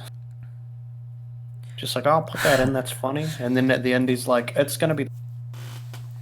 According to Carrie Fisher, the carbon freezing chamber set was extremely hot.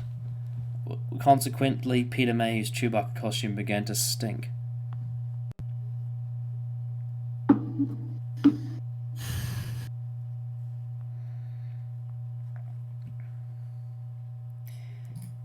Mark Hamill showed off his Harrison Ford impersonation with a story from the premiere of this film. They were both watching the film for the first time when Darth Vader revealed his identity to Luke. Ford leaned over to Hamill and said, "Hey kid, you never fucking told me that."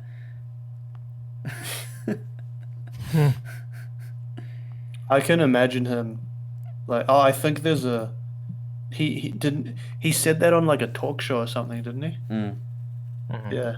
Because I was going to say, like, I can imagine Harrison Ford, like, legitimately saying that. In the novelization, Yoda is blue.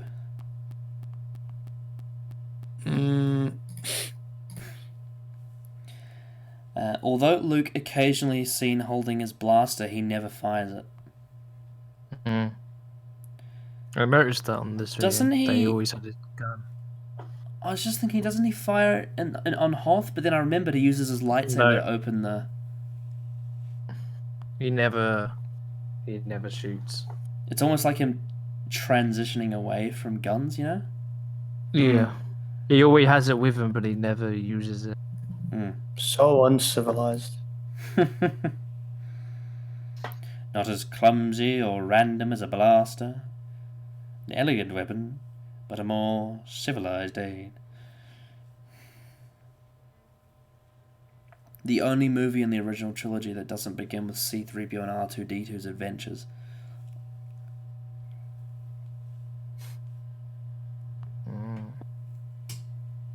I don't like the trivias that have such a small thing. Yeah. Yeah. It feels odd, like, to make a trivia about something so small. Like, if it was something like where it was like Empire's the only one in the first 6 films where Tatooine doesn't appear, then that makes sense because there's 6 of them. But if it's 3, it just feels odd. Mm-hmm. Because you expect them to be different if it's very small. Yeah. I don't know. Weird. This scene is the only scene in the film where.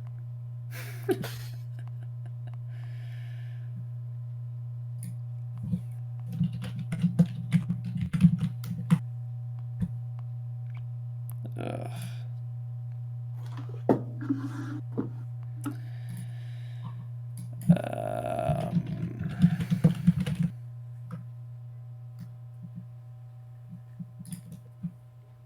I'm not sure if I mentioned this in the New Hope review, but there's a deleted scene in the Imperial meeting where they mention the Sith Lord. They're talking about the Emperor. So, like, because one thing that people say is like, oh, Sith Lord's a prequel thing, but it was literally it was mentioned in the first one, like, in the deleted scenes. And they like the Imperial officers are talking about how, like, why do we have to answer to a Sith Lord?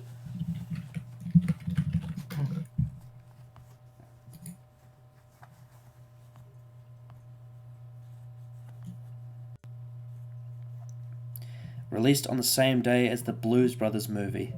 Both starred Carrie Fisher.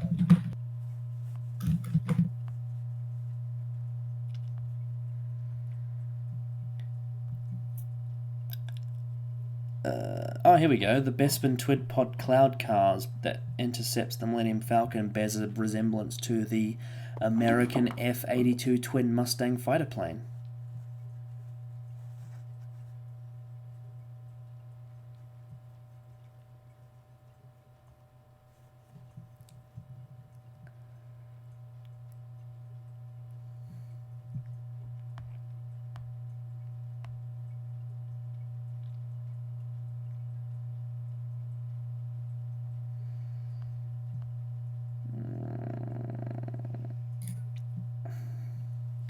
In the novelization at the Battle of Hoth, there are 12 walkers. I suppose they didn't have the budget. Okay, there's all the trivia. Callum, give your conclusion and rating out of 10 for The Empire Strikes Back. Empire Strikes Back is the perfect sequel to New Hope. It's fun, it's energetic, it's dramatic, it's emotional. All the characters are learning as they go, and this film ends pretty much on a cliffhanger of where these heroes are going to be, they're going to go now. There's so much left open, and it leaves you wanting more, as this film should. The score is great, the music is great, the acting is great. Everything about this is like pretty much on point. And Star Wars: The Empire Strikes Back is a 10 out of 10 film. Anthony. If you are doing a start like the original trilogy binge, this is the film to get up to, because you're kind of like, oh yes, here we go. And it could be that you're right in the middle part, so you're into it, but you're not ending it yet. It could be that this is the one where you find out Luke's heritage. It could be the introduction of Boba Fett, and just it could be that this is the most nicely done movie out of the original trilogy. And the honest truth is, it's probably all of those. The characters, every single one, has a very nice kind of thread line, and they all kind of connect to each other in their own little ways. And there's a nice little, a great deal of growth for each character. even the villains. People who say that Infinity War was the kind of like holy shit ending. I raise you one Empire Strikes Back. Yeah, and then what's your rating out of 10? That's a 10. Knew you'd say that. Yeah, Star Wars The Empire Strikes Back, the perfect sequel. Doing the middle act in a trilogy can sometimes be very difficult, but this one absolutely knocks it out in the park on all levels.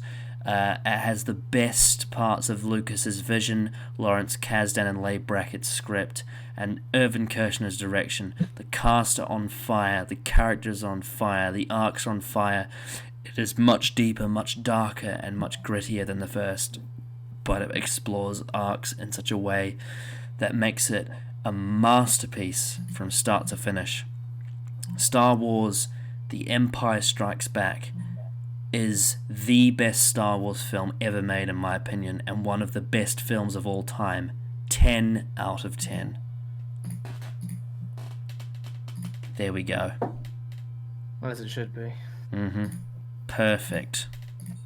There's like It's all downhill from here. It's all downhill from here. Yeah. Yep. We're in the second one. We've reached its peak. Yeah, we've reached the peak of Star Wars already. Anyway, but yeah, what a film. It's a shame that Alex couldn't be on this one, because of all films to miss, of all reviews to miss, the best like we one, said, the peak of Star Wars, when they got literally everything right. Yeah. Oh well. But yeah, let us know what you guys think of Empire Strikes Back in the comments, because if you think this film was bad, please tell us why, because I can't wait to debunk you. Start an argument in the comments. Start a flame war even. Yeah. I'll help. I'll join in. It'll be fun. I think I will fight you. Yeah. And when we get to the reviews of both Attack of the Clones and The Last Jedi, I think we'll be able to more so put in perspective why a second act in a trilogy is a very hard task to do right, and what makes this one For me, perfect. it'll be Attack of the Clones, and for you, The Last Jedi. Yeah. Oh, it's both. I fucking think. Oh yeah. But yeah, like this is how you do it. Empire Strikes Back is the sequel, right up there with Spider-Man 2 and I don't know what other ones could you talk. Shrek 2. Yeah, Shrek It's a 2's great film, but It is, but it is great. not quite that level. But yeah, this is again one of the very few times on this channel where everyone gave it full marks. Yeah.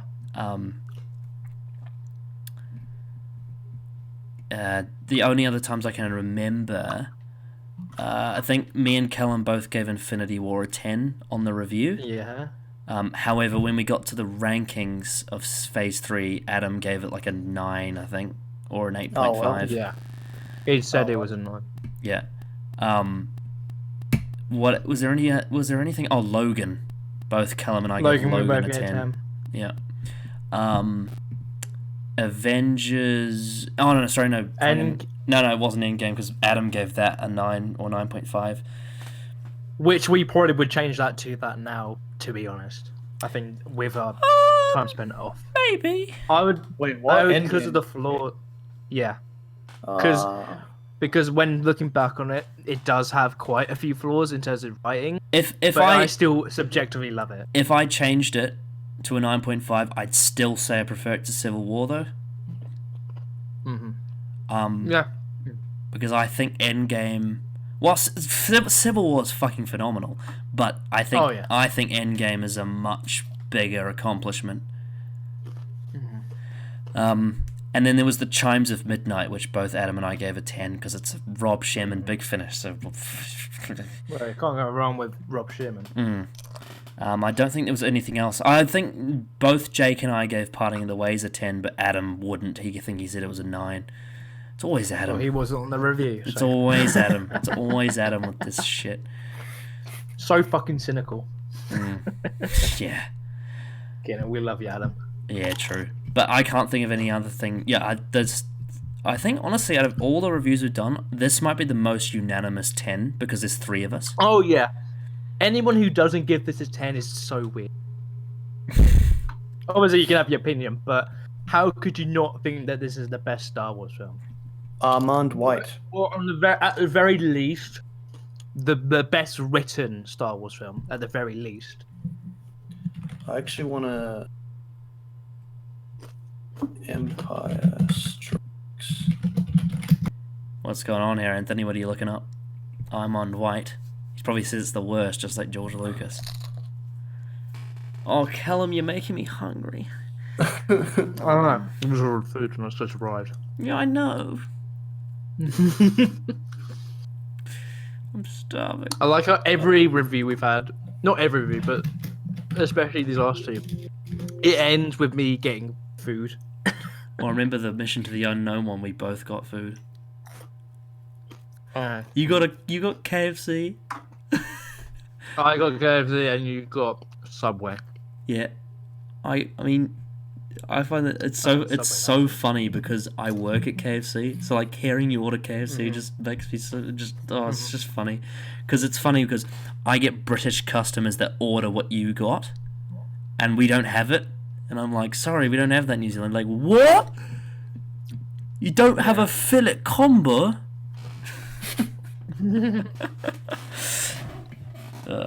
Anyway. We've recently introduced like mash, like, you know, like when you have like gravy in pots, we got mashed potato as well. I don't know if is that new for you? Has that. Is that new for you? That's been in New Zealand. It came out a couple months That's ago. been in New Zealand for like 100 years, mate. So the only thing I can find is everyone knows the series peaked with the confrontation in Empire Strikes Back. But then he goes on to say, the Luke, I am your father revelation resonated because it expressed how George Lucas, like his movie brat peers, struggled with 60s generational ambivalence, father-son antagonism. But so basically he's like, it's good, but the people who made it, I hate them. He's a fool. Well, that says everything you need to know about Armand White. Anyway, is there anything else we want to say about the godly Empire Strikes Back before we finish this video? It's just fucking amazing, and if you haven't watched it, where the hell have you been in this society? We live in a society. It's a good do movie. Indeed live in a society. Yes. It's a good movie. Go if you want to cleanse your palate after sequels, watch that. Yeah, if before this year, so like obviously I reviewed a lot of films this year and discovered some ones that I hadn't seen before that I loved. But before this year, if you were to ask me what's my favorite film ever, this might be it. Yeah. And it still might be, honestly. I'm not sure. I'm not 100%. I wouldn't blame me if it was. I'm not 100% anymore. I'm not sure. It's hard to say. I think nostalgia probably pushes it to the top, but this and Spider-Man 2 are definitely like 100% top 5. Like you can't. They're never gonna get out of that. Yeah. For me. Yeah. I think I might. This might be my favorite film ever. I'm not. I'm not 100% though, because the last time I watched, like the most recent viewing I have of Infinity War, fuck, that was good. It was really good. And yeah, I mean Logan's a really good film, like brilliant film too. But I think just my nostalgia for Star Wars, man, like Empire Strikes Back is so good. It's so good. Oh. But yeah,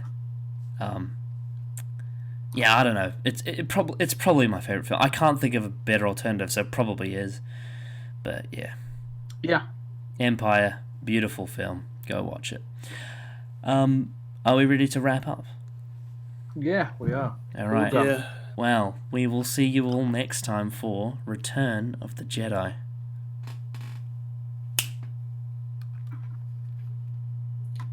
Has my profile picture been moving, or is it just static? Damn, it was a GIF originally.